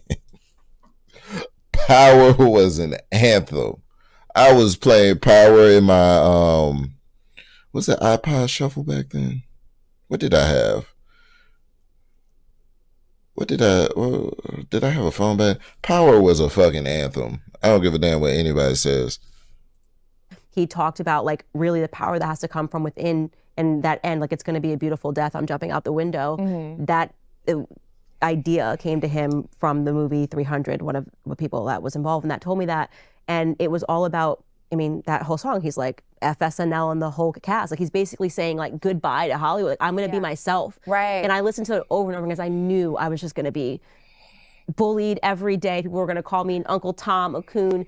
But I had listened to so much of Kanye's Power that I just did not care. I was blacking out on Kanye's music. Yeah. And you have to, it has to be that battery pack. You have to have either the voice within yourself or behind you to be like, listen, you know what's worse? It is so much worse to live a life and not be yourself. That is a kind of a death, It is. I was literally suicidal 2 years ago. And I spoke about that on Jason Lee's podcast. I just could not take it anymore. Just living in a lie. And if you look at my record, I don't argue with people online like that. I have 2 arguments online out of 15 years of people just going in on me, And so it does take a toll after a while because you just want to scream from the rooftops guys, you don't know me at all. You don't know where I come from, but a part of me, and I don't know what that is inside of me, that is just well, you. You don't like me. I don't even want to explain to you why. I don't even want to tell you no, like me, because this is why this is like this. You know what I'm saying? I'd rather just be like, well, just unfollow me then, or talk. I don't even care, because people that actually know me love me, and I'm okay with that. Right, and that's where it has to come from, and that's why I love that he says it's going to be a beautiful death, because it's a death of sorts, but it's very beautiful. And then once you start building, and it's a real foundation, because if every day you have to be someone you're not, your spirit, it's in conflict at all times. Like you're basically lying all the time. You're someone that you're not. Factual. And so when you're able to just be yourself and just face the consequences of whatever that means, to just literally be yourself, you get to start rebuilding the blocks in your life, and you get to decide, like, okay, this is now a real friend, because I'm being me and they want to be my friend. Like, I am not pretending to be something because I want magazine covers. I'm not pretending to be someone I'm not because I'm trying to make money. And I think that is, and I know. You will never get anywhere in life waking up every day as somebody else. There are so many people, not only in Hollywood, but in their everyday life. There are people down the street from me that I can tell that they have to put on a persona before they leave the crib. I refuse. That's exactly why I instituted the Omniverse. So you're going to get this Word Up podcast. You're going to get me rapping because I enjoy rapping. And you're going to get me playing video games as well because I enjoy playing video games. I'm not hiding any aspect. Now, I will be reserved about some things like who my wife is, the stuff that I do with my family or whatnot, because that's personal and it's private, and that there's some things in this life that are sacred to me. But as far as who I am as an individual, I refuse to put on a persona. I refuse to put on a persona just to appease people around me, just to appease someone else's sensibilities. I refuse. Because then I can't live life. I can't enjoy life. I always have to placate to somebody else's wants or needs. You know what I'm saying? Now, that's a thing that's more or less up for negotiation when we're talking about relationships and whatnot, because there's always compromise in relationships to a certain extent. But I'm not going to, you know what I'm saying, hide the fact that I'm a gamer, hide the fact that I'm a hip hop fan or that I love rap, hide the fact of what my true opinions or intentions are. So I have all of these outlets to share with the world who I am as a person. You know what I mean? And there are so many people that have to become somebody else before they walk out of their front door, that they never actually lead or live an authentic existence in any way, shape, or form. And that would kill me on the inside. Just thinking about that, it sounds like hell. Friedrich Nietzsche, right? German philosopher Friedrich Nietzsche. He's famous. He has famous quotes like, "I looked into the abyss and the abyss looked back. God is dead." Things like that. But also, he said people are hell. And what he means is, what he meant was if you have to look up to the expectations of everybody else, you'll have no expectations in yourself, because you're spending too much time. You're spending majority of your time on what everybody else wants. So nothing you want or nothing you do is actually authentic in your own life, and you're not actually being your own true self. And that's a cage. That's a mental cage to be locked in, and a torture device, which is why he said people are hell. I can't do it. I'm sorry, I can't do it. I won't do it. Know that you're not on your journey. I think you will get there eventually. But what brought me back to faith is, like, all of that wisdom is in the Bible. Like, when it says, like, you know, you can't serve, you know, both money and God, right? And I think that what's happened a lot in LA is people are serving money because of course, there's an anxiety that comes from like, well, what am I going to do if I'm not doing this? And it makes it harder and harder as those wheels keep spinning and you're just, the whole industry's around you and everything that you're getting offered is in the industry. You're like, well, it's also a gamble because I really took a gamble by posting Trump on my page and endorsing him, because everyone could have been like Matt Walsh. Every single person there. Did you really, Amber? Because you haven't really been circulating in the news. I don't believe that one. I don't believe it was as much of a gamble. Like, you're no longer slut walk. You haven't been slut walk Amber for a while. You haven't been slut walk Amber for a while.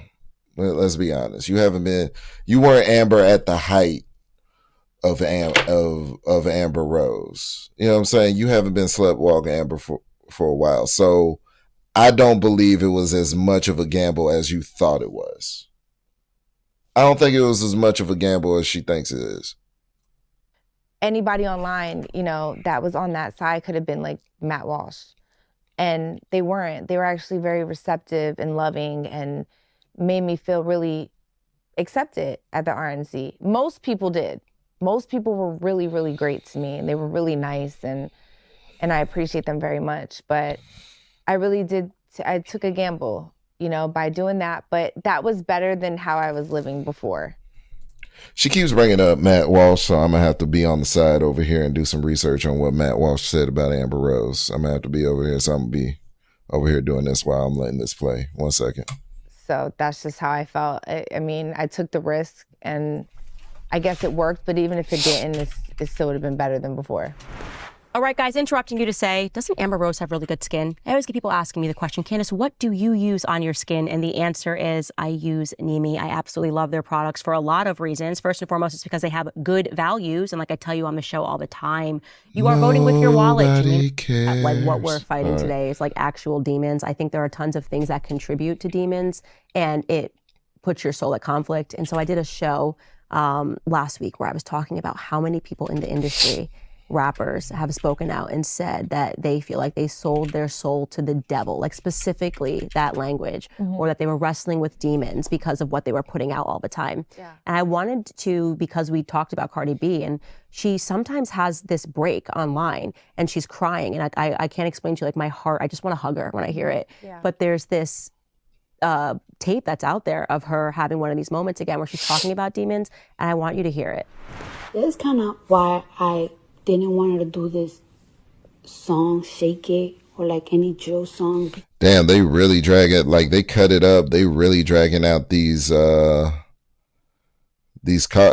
Cardi thing.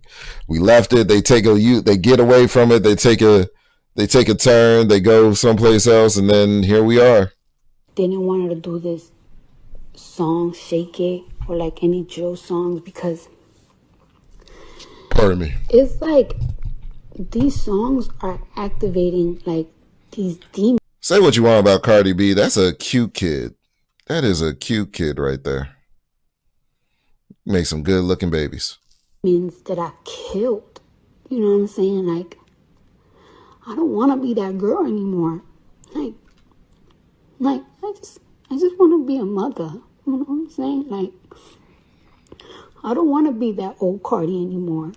I'm not kidding when I say that. Like, it makes me want to cry hearing her say that. Literally exactly how I feel. And I didn't even hear that, Candace, when we first started this interview. And I can look at Cardi and she reminds me of myself. I know I can watch what she posts. I've seen other things that she said. And I'm like, that's me all day, every day. She's done Ellen. She's done all these like late night talk shows. And I've seen them. They're like, so you were a stripper? She's like, I'm an international superstar, you know? And like, that's the first thing they go to. They do the same exact thing to me. And I can tell in her voice, I've been there, yo. I promise you, I've been there so many times. And once I set myself free and now I'm just able to just be who I want to be, whatever that is, even moving forward, she'll eventually get there. But she needs a clean house with her entire team, fire all those get brand new people in, period. People that are not going to intimidate her, that it's going to be over for her if she doesn't clap her ass on Instagram. I've been there. They've done that to me for years. Like, Cardi, if you are listening, like, you are special and you don't have to do this. If you want to be a mom, you can still be a mom and you can still be a rapper. You don't have to be a porn rapper. You don't. Like, and I hear this stuff that she says it, and I had a slut walk. I get it. I lived it. We've done the same thing, you know? I think like I want her to know that like and that's how I felt when I was so protective of you. Like when I saw TMZ harassing you, like to every person, you have a right to evolve. Absolutely. And the second someone tries to pigeonhole you and say you're not allowed to evolve, that person is literally trying to corrupt your spirit. You're not there. They don't want your spirit to flourish, and they want you to only see yourself one way. Right. And so when I saw that video of her crying, and there's other videos of her crying, and that is because she has children now, and she's at a different stage in her life. Right. She was talented not because she was a stripper. She was a star not because she was a stripper. When I was watching her on Love and Hip Hop, I didn't care about the fact that she was a stripper. She was a star because she's a star. Yeah. And I feel no one in her circle is telling her that. Like, you do not have to do this at all because you will still have fans because you're talented. Yeah, they're probably not, Candace. They've never told me. They never told me that there was another way out. Just, you know what the other way out is? Just be yourself. It's the easiest thing you can do. Is really just be yourself. Oh, damn, Matt. No, Matt. Hold up. Wait a minute. I just saw it. Oh, wait a minute. Hold up. Wait a minute. Hold up, Matt Walsh. Hold up. This was an expected take from Matt Walsh. I'm not going to say this was unexpected. I can't say that this was an unexpected take. This took an unexpected turn from Matt Walsh. However, Jesus, he said not a single voter would be mobilized. Hold on, we on Twitter with it because I'm slick with it like that. All right. So this is a portion of her speech, right? Here on my entire family is racially diverse. So this is what Matt Walsh had to say. Jesus Christ. Can I zoom in? Oh, wait, wrong one. There we go. This is what Matt Walsh had to say. The RNC gives a primetime speaking slot to a pro-abortion feminist and self-proclaimed slut with a face tattoo whose only claim to fame is having sex with rappers. Truly an embarrassment. Not a single voter will be mobilized by this person. I beg to differ. And the reason why I beg to differ is because women are women. And women have this uncanny ability to work themselves into positions that some men can't even work into, can't work their way into, can't buy their way into. Just is what it is.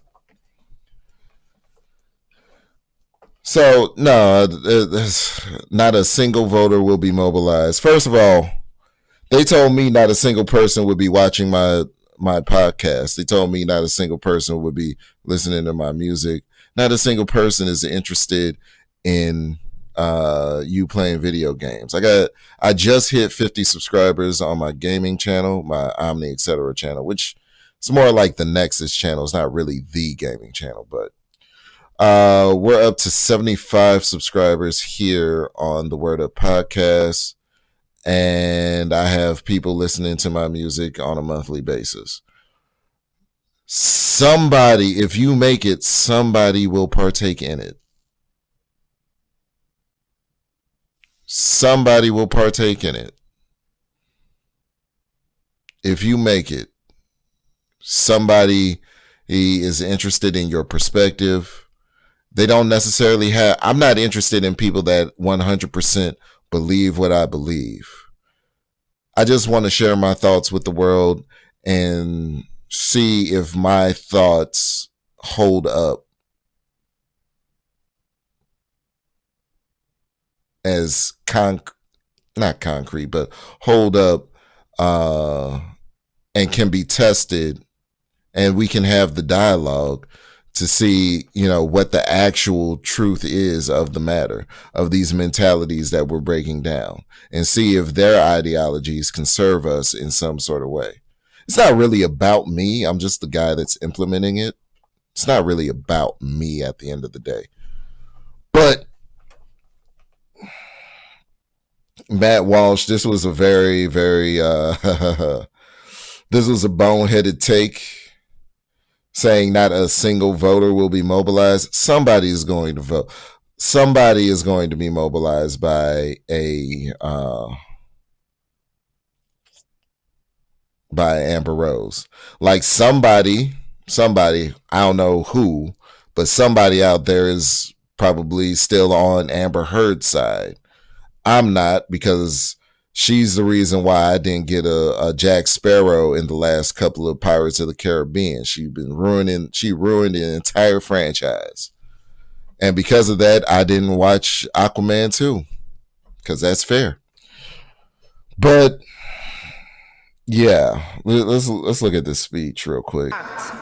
My entire family is racially diverse, and I believe the left-wing propaganda that Donald Trump was a racist.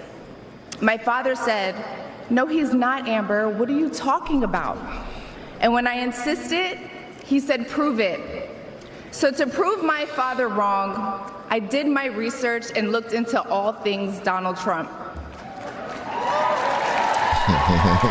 People have to do their research. I watched all the rallies, and I started meeting so many of you, his red hat wearing supporters.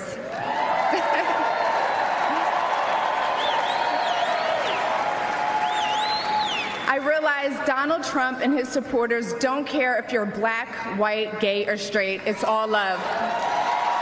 Okay, gay or straight might be a stretch, but definitely I could say black or white, yeah. Back when I was doing Lyft and Uber for money, they're like the supporters of Donald Trump. I took plenty of supporters to Pence rally, to like Mike Pence rallies, because he was the VP was campaigning up here. He was doing rallies and whatnot. There were plenty of decent folk that didn't give a damn that a black man was taking them. There was no racism. They didn't think I was going to do something to them just because they relied. And if they were truly racist, like hardcore racists, they either would have tried to do something to me when they got in the car, or they would have continuously canceled.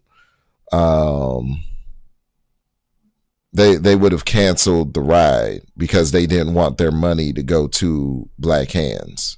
That's how true racism works. It's that they don't want you to survive. They don't want you to thrive in any way, shape, or form as a black person. So they wouldn't have paid me to take them to a campaign rally if they were truly racist people. That's how racism works. For those that are confused and thinks everything is racism. No, true racism is they don't want you to breathe. They don't want you to be paid. They don't want you to breathe. All of that. You know what I'm saying? When they see you, it's on sight. That's true racism. A lot of things that people are talking about nowadays are not racism. And I come from the deep South. Trust me when I tell you, I know racism when I see it.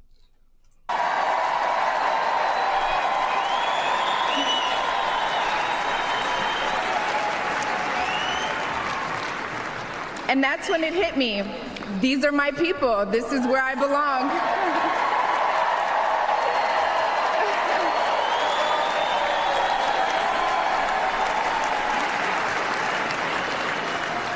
So I let go of my fear of judgment, of being misunderstood, of getting attacked by the left, and I put the red hat on too. Thank you.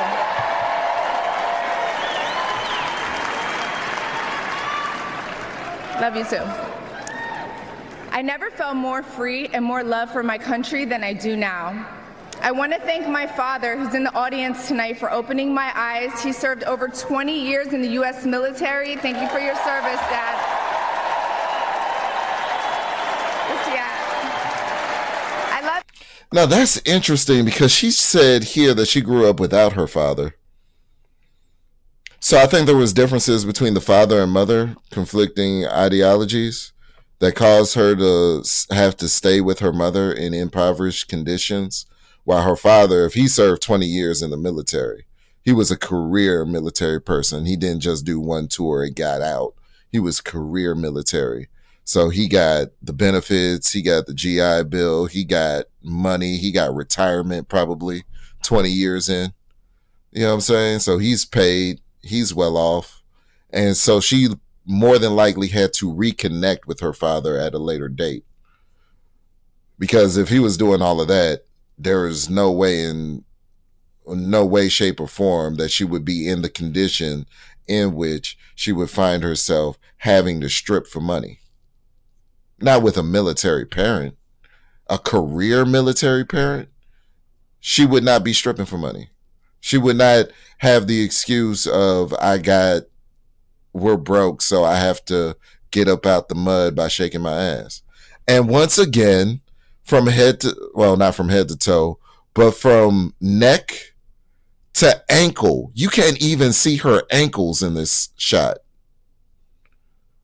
You barely can see the top of her foot. She is the most modest dress I have ever seen.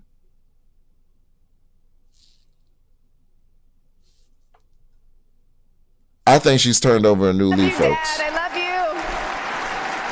I love you so much. Thank you. Like half of her neck is covered, and that she is a long neck having broad. She has a long ass neck. When I met the president and Melania, some of the Negroes I know that don't have a neck need to borrow some from Amber Rose. Okay, I'm done. for the first time, I'm out. he was kind and generous and I'm funny out the as game. hell. Very funny. The First Lady was gracious and smart with a smile that will brighten up any room. If you're watching this tonight, you know our country is in trouble. Just like me. When you go to the store and buy food for your family, you're shocked. When you fill up your gas tank, you're pissed. I know I am.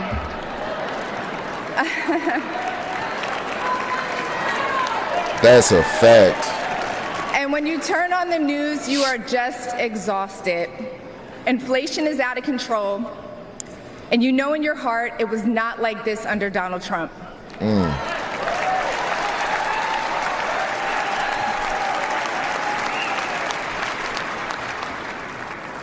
My message to you tonight comes from a humble place. The left told me to hate Trump, and even worse, to hate the other side, the people who support him. When you cut through the lies, you realize the truth. American families were better when Donald Trump was president.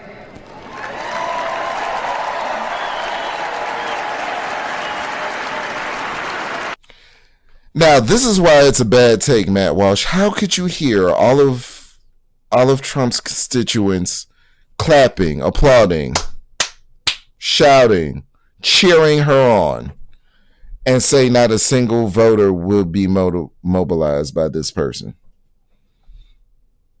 How could you make that assessment? How? Having someone coming from another side and aspect of life. Having someone come from another side and aspect of life. We gonna go. Wait. Let me make sure I get it right. We gonna go back real quick, and then I'm gonna undo what I just did over here. But how can you have someone come, right, from the other side of the aisle, someone with an influence? She has millions of followers. Someone with influence, modicum of power. She commands a following. She comes over to the other side and say that there's going to be no effect on it. Matt Walsh, that was ridiculous. It was absolute. I love what you did with What Is a Woman? that was a brilliant documentary. But clearly this was just you, whereas What is a Woman was a team for that narrative, which is a very true narrative. We need to define what a woman is, or they're going to take womanhood from women. I am pro-woman.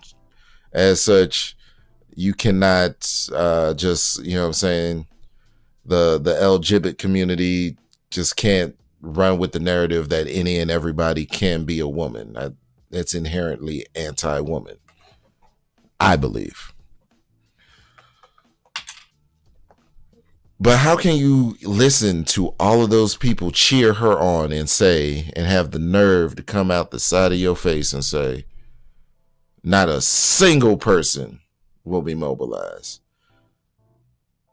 You could, and before you did this publicly, I suggest, because you heard all of that cheering and whatnot, why don't you have a meeting with Amber Rose, see what she's about, have a conversation. Candace Owens decided to make content out of it, which was the smart move. Candace decided to make content out of it, which was the smart move. Because Candace understands from a business perspective, especially as she herself is a content creator with her own following, that embracing a person like Amber Rose is only going to add to her movement, and add to her following, which also will yield in some way, shape, or form, add to the bag. So I don't know. That was the dumbest thing that Matt Walsh could have did, and it really shows him being in his feelings more than actually thinking about his dealings. You know what I'm saying? Matt Walsh was in his feelings, but Candace Owens, who actually tried to defend Matt Walsh a little bit and tried to take up for him a little bit, she was being a better business person than the Caucasian male. Black woman. And y'all people be knocking Candace Owens upside the head with all this thing, but she is a very smart individual who should not be taken lightly. That's all I know. That is all I know. Let's go. Right now in Hollywood, we're all being someone else. We are our personas. And it's crazy because when people actually get to know me as a person, they're like, wow, you are really nerdy. You're not hypersexual at all. And I'm very like traditional in a lot of ways, you know? But life has dealt a hand sometimes, you know, and that's just how it is. But yeah, if you're just gonna be yourself, it's just the best way to go, whatever that is. I want to talk to you about your OnlyFans account, because there was so much misinformation on the web about this. When everyone, after you got kicked in the head by the left, then the right came in and said, no, we're going to kick you too. Yeah. And look, we found her and she's on OnlyFans and she's literally just doing this because she wants a bunch of people to sign up to her OnlyFans. Right. And I was like, I feel like there's more to the story, because the girl that I just spoke to on the phone was very genuine. Right. So can you explain to everybody why there was an OnlyFans account? Because of course the people that were coming at you now, actually had not paid to see whether or not you were posting sex content or what was happening. Yeah, so I never posted sex content. I've never done porn in my life at all. I've never been a prostitute in my life. I just posted like really like sexy pictures and stuff. But. And you trifling, I gotta talk to the people that are really the problem in the scenario. I gotta talk, because it's the game is supply and demand. It works one way, it don't work any other way. You motherfuckers out here with your dick in your hand, beating off to pictures that are available on IG. You can get pictures on IG, but you subscribe. You pay, I don't know what it is. Is it like a Warcraft subscription where you got to pay $15 a month or something like that? I don't know what the price point is, because I'm not interested in OnlyFans. however much you pay per month, and then you have to pay additional for additional content. Y'all supporting the business. You're not even paying to see everything. You're paying for a chick who's covered up. She's just taking provocative photos. You are the problem. You are the problem.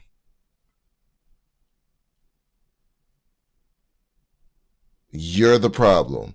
Because as I said on past episodes of the Word Up podcast, I think I was reviewing Sexy Red when she first came out, and PP Cocaine, which everybody has a problem with Sexy Red. Nobody's pointing out that PP Cocaine does the same thing to an even greater degree, having young black men in the video talking about homie hopping.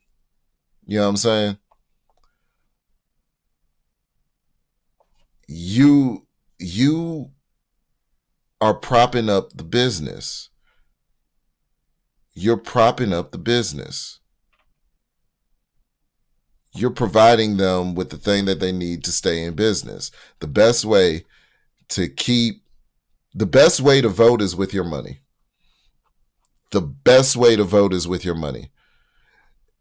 You vote with your money before you ever go to a ballot box, before they even think about what their campaign, before these politicians think about what their campaign slogan is, where they're going to get the funds from or whatnot. You vote with your money. You keep industries in business with your dollars that you work for. Or you probably didn't work for, you probably just leverage what you leverage. Still,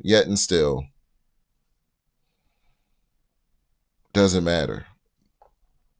By being the consumer, you have the power to keep these industries and entities going. You perpetuate it. So I can't really blame the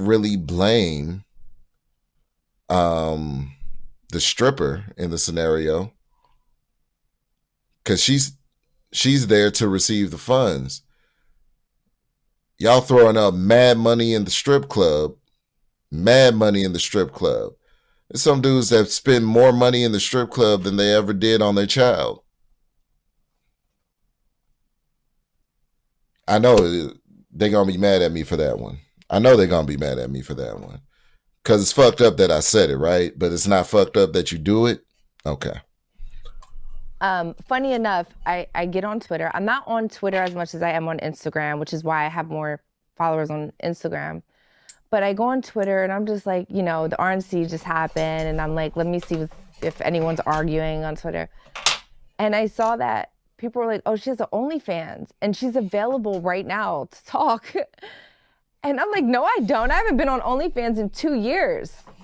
And so I called my assistant, Joe, and I'm like, Joe, why does my OnlyFans say that it's available now? That was supposed to be deleted a long time ago. I haven't given any content or anything like that. And he's like, I don't know, I call my business manager. And she's like, well, we had this company that was doing all the DMs for you. And when you said you didn't want to do OnlyFans anymore, they were still doing the DMs and you were probably, I don't want to say how much I was making a month, but she was like, you were still kind of making good money every month and you weren't doing anything. And so I was like, you cannot do this to me. If I told you that I was done, it should have been deleted 2 years ago. I'm not an avid online OnlyFans person. I'm not going on OnlyFans to see if my account is up there. And what's crazy is actually in my bio, and I have... That's another aspect of the business. Hold on. I keep hearing about these aspects of the business, so I put it together in my mind. I don't actually do the research, because again, I'm not interested in OnlyFans. So I don't do the research of OnlyFans because I feel it's a waste of my time. But I hear it from the content creators and their side. So let me get this right. She had a company that did the DMs for her, which means y'all not even talking to her. You're not even talking to her, the object of your affection or the object of your lust. You're not even talking to her in the DMs for the girlfriend experience. You're paying for DMs, some shit that you could get on IG for free. Some shit that you could get on IG for free, you are paying for.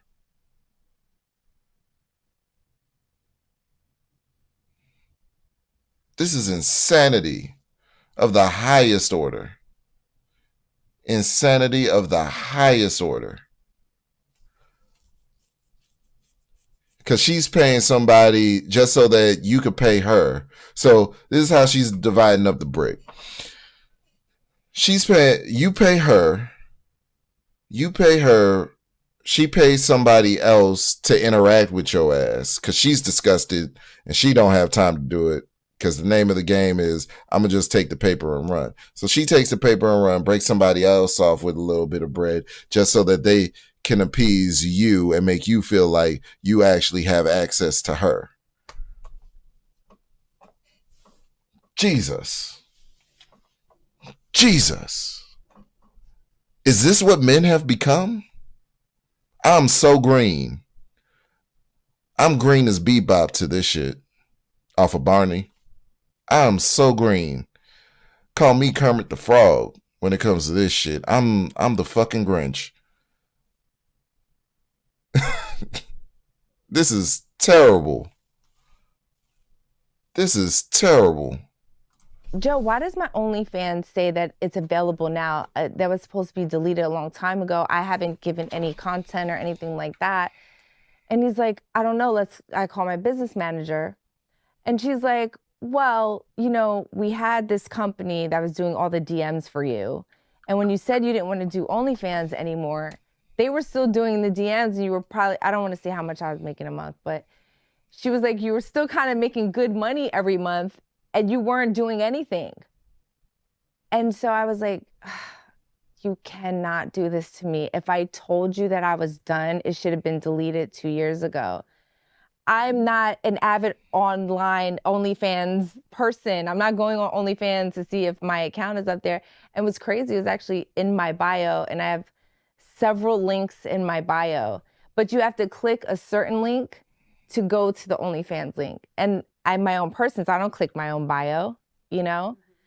And it made me very upset, but I also didn't fire her because I was like, I know she was just trying to, I have a lot of different streams of revenue that go into my accounts and stuff like that. And I know she was trying to look out, but I'm like, don't ever do that to me again. When I say it's over, it's over. So you hadn't posted any new content for over a year? 2 years almost, I feel like. Yeah, it's definitely been over a year, for sure. There were residuals coming in via the DM or whatever. And so they had this service and they were like, look, the money's coming in. Like, what's the point of deleting this bank account, essentially? Exactly. Okay, that makes sense. Because I was realizing, I was like, has anybody actually signed up to see if she's posting content or if she just has an old OnlyFans no way. account? No, I have not did content for OnlyFans in such a long time. Right. So I was just as shocked as everyone else on Twitter when it was like available now on OnlyFans, and I'm like, and they put a sale up. I mean, it's embarrassing. You do really hear a lot of this in the industry. The more that I speak to people, and it's funny because I keep going back to Kanye, but you know, he said so much to me that I couldn't even comprehend a couple of years ago about what's going on in Hollywood. And I think that he senses the demonism, and I think he really wanted out. Like, I think everyone was like, what's he doing? He's blowing up his life. I was like, no, I think he literally wants to blow up his life. He doesn't want a pathway back to Hollywood because he has seen it up close and he thinks that a lot of elements of it are demonic. Yeah. And the more that you speak to people in the industry, like hearing you say that there's this pressure, like if you want a book, this is what you have to do. Here's what you have to do. It does make you wonder, why it gotta be like this? You know what I mean? Like, do you it know literally how many doesn't have to be times like I've this. been offered a tell-all book about Kanye and my relationships or my ex-husband, and I refuse to do it, Candace. I will never, ever, ever sell out like that. And I've been offered. You know what? You know what? Amber Rose might be the realest chick in 2024 off of that statement alone. She might be the realest one in 2024 off of that statement alone. Who would know more outside of Kim, right? And Kim be divulging shit on IG and on their show and whatnot about. So she's already proven that she ain't shit. Who would know more outside of Kim, right? And Kim be divulging shit on IG and on their show and whatnot about. So she's already proven that she ain't shit. Who would know more outside of Kim, right? And Kim be divulging shit on IG and on their show and whatnot about. So she's already proven that she ain't shit. Kim has already proven that she ain't shit for real. But Amber Rose has not, I have not heard one peep out of actually, nah. She did call him a finger in the booty ass bitch a while. We don't know if that's true or if she was just being mad, but she might be the realest chick in 2024 outside of the finger in the booty. That could have just been hyperbole that she was mad. Interesting. Offered a lot, you know, and I've taken punches because I choose to do other things instead of doing something like that. Because I feel like even if we didn't work out in a relationship, it doesn't mean that I didn't love you while we were together. So I wouldn't do that. But that's how Hollywood is. It's like, oh, you're not with so-and-so anymore. You want to write a book? Let's make you know? And I was like, bro, I'll never go out like that. Hell no. No matter what, I won't do that. But that's how it is. That's how it is in Hollywood, for sure. Yeah, they're constantly, especially amongst women, it's all about sex. And I'm a person that I think that the contributions that the Kardashian family has made for women have been, and I'm not placing it squarely on them, but I just vividly recall a shift in culture, you know, after the Kardashian show, where I think women, I don't know, just kind of saw sex on display all the time. It was like the #1 show for a very long time, and people began to aspire, like to glorify it in a way. And that might also just be the timing of the explosion also of social media, and they kind of like I would say Kim kind of became like the queen of Instagram in many ways, and people wanted to start embodying that and holding that up as like a form of idolatry. Like, this is what we should be. Like, women should be sexy all the time. And at the same time, you had other movements that were taking place in different ways, like this modern feminism that I hate so much. Yeah. Because I think that it operates, or it tries to sell itself as freedom, right? We're doing this because we're free. But in reality, women are enslaved by it, because it then becomes the only contribution that you have. Like, if you want to be heard, you need to take your clothes off. Like, if you want people to listen to you, you need to take your clothes off. And I'm like, that is bondage. That's not actually freedom. Yeah. No, I agree. Which is crazy, because I think that people just thought I was just dumb, or just like a dumb stripper, and they didn't know that I was going to be as well-spoken as I was at the RNC. And, you know, you're right. It's just like that, and it's unfortunate, and it's something that a lot of women in the industry are still living with. So I hope that they, I don't know, maybe see our interview together and they just say, you know what, let me just be myself, whatever that is, instead of falling into Hollywood. Interrupting this conversation to tell you guys about 7 Weeks Coffee. If you're wondering why the name is 7 Weeks, it's because it is America's pro-life coffee company. They're on a mission to fund the pro-life movement, 1 cup of coffee at a time. And at 7 weeks development, a baby is the size of a coffee bean, and it's the first time a heartbeat is clearly detected on an ultrasound. That's why they donate 10% of every sale to support ultrasound services at pregnancy care centers across the country. Right. I think I've seen Coffee enough. is launching an exciting new initiative called Drink More Coffee, Save More Lives. Save an additional time, and they're pretending they love what they do. And I'm like, you don't love what you do. You do not love, like I said, across the woman. Let's see. Where are we going with it? Go to 7weekscoffee.com and use code Candace to save 25%. 7weekscoffee.com. If you could give advice to those young women, like these women who I say are like on the whatever podcast, and I hear them and they're pretending they love what they do, and I'm like, you don't love what you do. You do not love, like I sat across from a woman who said that she can sleep with, 12 men in one night, and how much money she makes. And I looked at her and I just thought, I told her I was going to pray for her. Like, literally, I'm going to pray for you, because I know that what you are saying is not true, but you need to say it so that so you can keep doing it, Well, yeah, she's saying it because the men that pay her want to hear that. She has to still stay within the fantasy, you know what I mean? And so, like, let's say if you have an OnlyFans and stuff, and you get on the whatever podcast, and you're like, actually, I'm a good girl. I've never done porn in my life. I'm really smart, and like, I just kind of just talk shit to these guys to make money, but I never do anything. The guy's gonna be like, I'm never paying this girl any money ever again. So you have to go on those podcasts essentially and say, yeah, I had sex with 12 guys, and like, maybe the guys are like cucks that give them money, and they like to hear things like that. And they're like, oh, you said what I wanted you to say on the whatever podcast. Now I'm going to send you $1,500. That's how those things work. I will tell you, doing Slut Walk and talking to a lot of women. The more that this conversation happens, the more that it's exposing the true problem in these industries. Like, it's the men who out here paying for this. It's not even debauchery at this point. This is just gross. Like, why would you want to be with a chick that has been with 12 guys in one day? Like, why is that attractive? Why is that attractive to you? I don't understand that at all. Women and sex workers, 99% of sex workers do not want to be sex workers. And that's porn, prostitution, stripping, OnlyFans, all of the above. They don't want to do it. And I'll leave the 1% for girls that want to argue with me online about how much they love porn or whatever. I've talked to thousands of girls throughout the years. Nobody wants to do that. But the problem is that, like we were saying upstairs, the feminism turned women masculine, men beta. And now what happened is that these girls have masculine energy, and the guys are still beta. And the guys also tell the girls, no one's ever gonna marry you. You're damaged goods. There's no redemption. You're never gonna figure this out. You might as well just give up on life. And so that doesn't actually help the girls either. They're just like, well, I might as well just stay in it. No one's ever gonna love me anyway.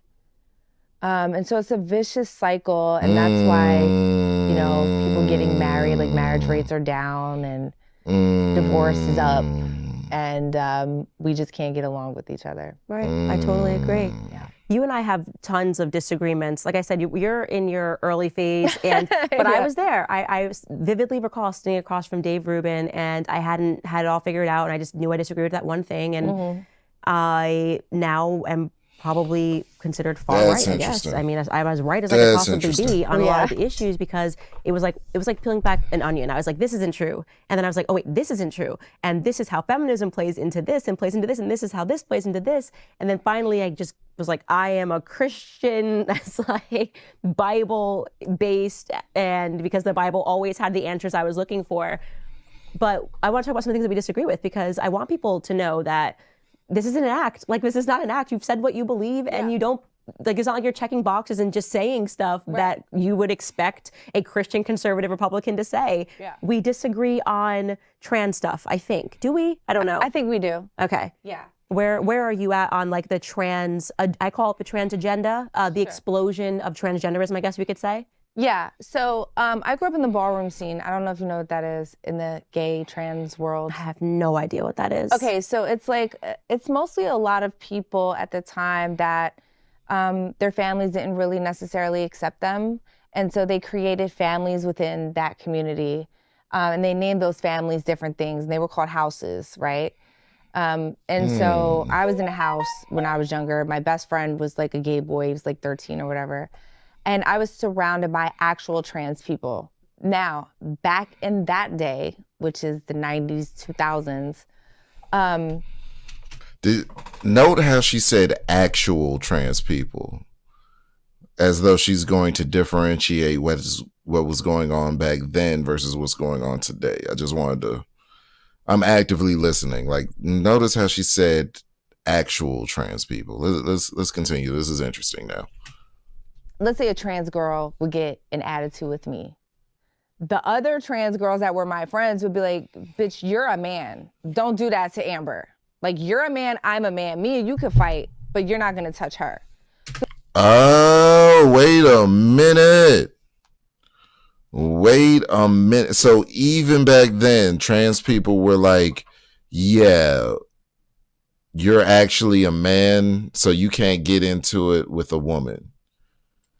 Very different than what we're seeing today, because there are trans people that identify as female that will get into it with women and mollywop and wash the floor and wax on and wax on, wax on and wax off with a woman's face all across the floor. So those are the trans women that I'm used to being around, that I grew up with, right? And it was kind of shady to call like a trans girl a man, but they would do that. So here's the thing. Am I for gender affirming care for children? Absolutely not. I think we share that same sentiment. Am I for gender affirming care for consenting adults? Absolutely. Now, do I think that a lot of people on TikTok and Instagram are actual trans people? A lot of them are not. They're cosplaying and they want to be a part of a community. They want attention. Are trans people real? Talk that shit, Amber. Wow, I never thought I would agree with Amber Rose this much. I never thought I would agree with Amber Rose this much. This is amazing. Real? Yes, they're very much real. And I think that those other people give the trans community a bad name because they really just, and I'm sure, Candace, that you've been in the bathroom with trans people probably plenty of times, just didn't even know because they just went to use the bathroom and no one cared and they washed their hands and they left. The problem is that there's literally grown biological men with mustaches and beards with, shaving in the women's locker room, not even remotely close to transitioning into a trans woman. And they make women feel uncomfortable in women's spaces. I'm not for that at all, but I think like someone like Danielle, for an example, that's very far in her transition. And she has a full sex change, by the way. I think she understands that she is a biological male. But for me, I would call her she, her. I would just do that because she looks like a girl and she's so far into her transition with the breasts and the softness in the face that I wouldn't be just disrespectful. Although I think she does understand that she is a biological male. So that's where I'm at with. And I'm also for gay marriage. I think the more love that we have, especially in America, because it's really the happier we would all be. So I think that, and a lot of white gay male couples adopt a lot of young Black children that grow up in foster care because they always say like the Black boys are last to be picked. I'm a mother of 2 Black boys, and my father was also in foster care for most of his life, and I think that it gives these kids an opportunity to go to a good school and have a good life, even if it is 2 dads. Yeah, so I think I disagree with a lot of that. Almost all of it. I'm sure. Almost all of it, actually. And I think sometimes the mischaracterization is that conservatives don't view... She almost got Candace. Let's replay that. That's hilarious. She almost got Candace. And have a good life. She was trying to lean into the soft girl, feminine sensibility, the you know what I'm saying, the femininity of Candace, that side of femininity where all the females want to bond over their femininity and their softness and their nurturing nature. Candace almost got psyopted into that. Even if it is 2 dads.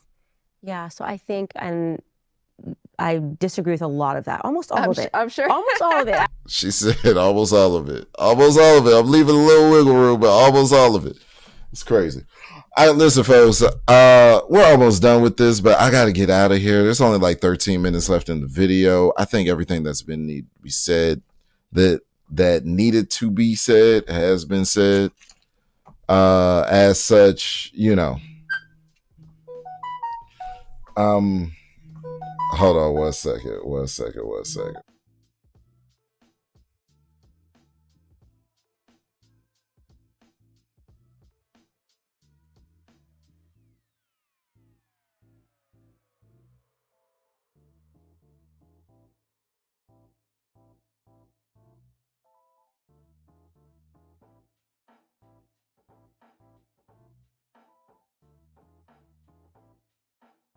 All right, as I said, I gotta go.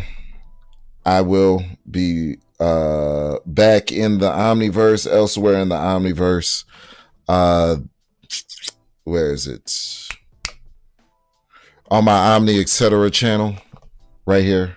You can see it right here in the right there. Right there. Okay. Omni Etc. on YouTube. Gonna be streaming some gaming later on. But this was great. It was a great take. It was great for Amber Rose. It was great for Candace Owens. I think we need more interviews of people of different ideologies. It makes for great conversation. You know what I'm saying? It makes for great content. And there's a lot to learn about people, especially when they have the guards down and they can actually give you who they are. Because usually when I see Amber Heard in any form of, I'm not Amber Heard, excuse me, Amber Rose in any form of content, they always get her in some form of like she's in attack or defense mode. Like she's attacking somebody because she's trying to protect strippers and girls who represent, like her with Murder Mook. If you've ever seen that, she's trying to defend women who come from the lifestyle in which she found herself in doing the thing that got her up out of the mud. So she is trying to take up for women of similar ilk. I get it. I understand it. But she herself admitted that it's wrong. And she said that most of the girls that are doing it don't want to be doing it. So, hey, it is what it is. Worry Observations, Righteous Discussions, Unite People. It's the Word Up Podcast. And I've been your host, OMNI, ETC, Omni, etc. Listen, let me know what you all think. Replay Gang, do your thing. Let me know what you think in the comment section. All right. Peace, love, health, wealth to you all. It was a great interview. And the link to the full interview is in the description. I'm starting to go back to me doing references, my reference material thing. So check it out for yourself. That's it. And we out.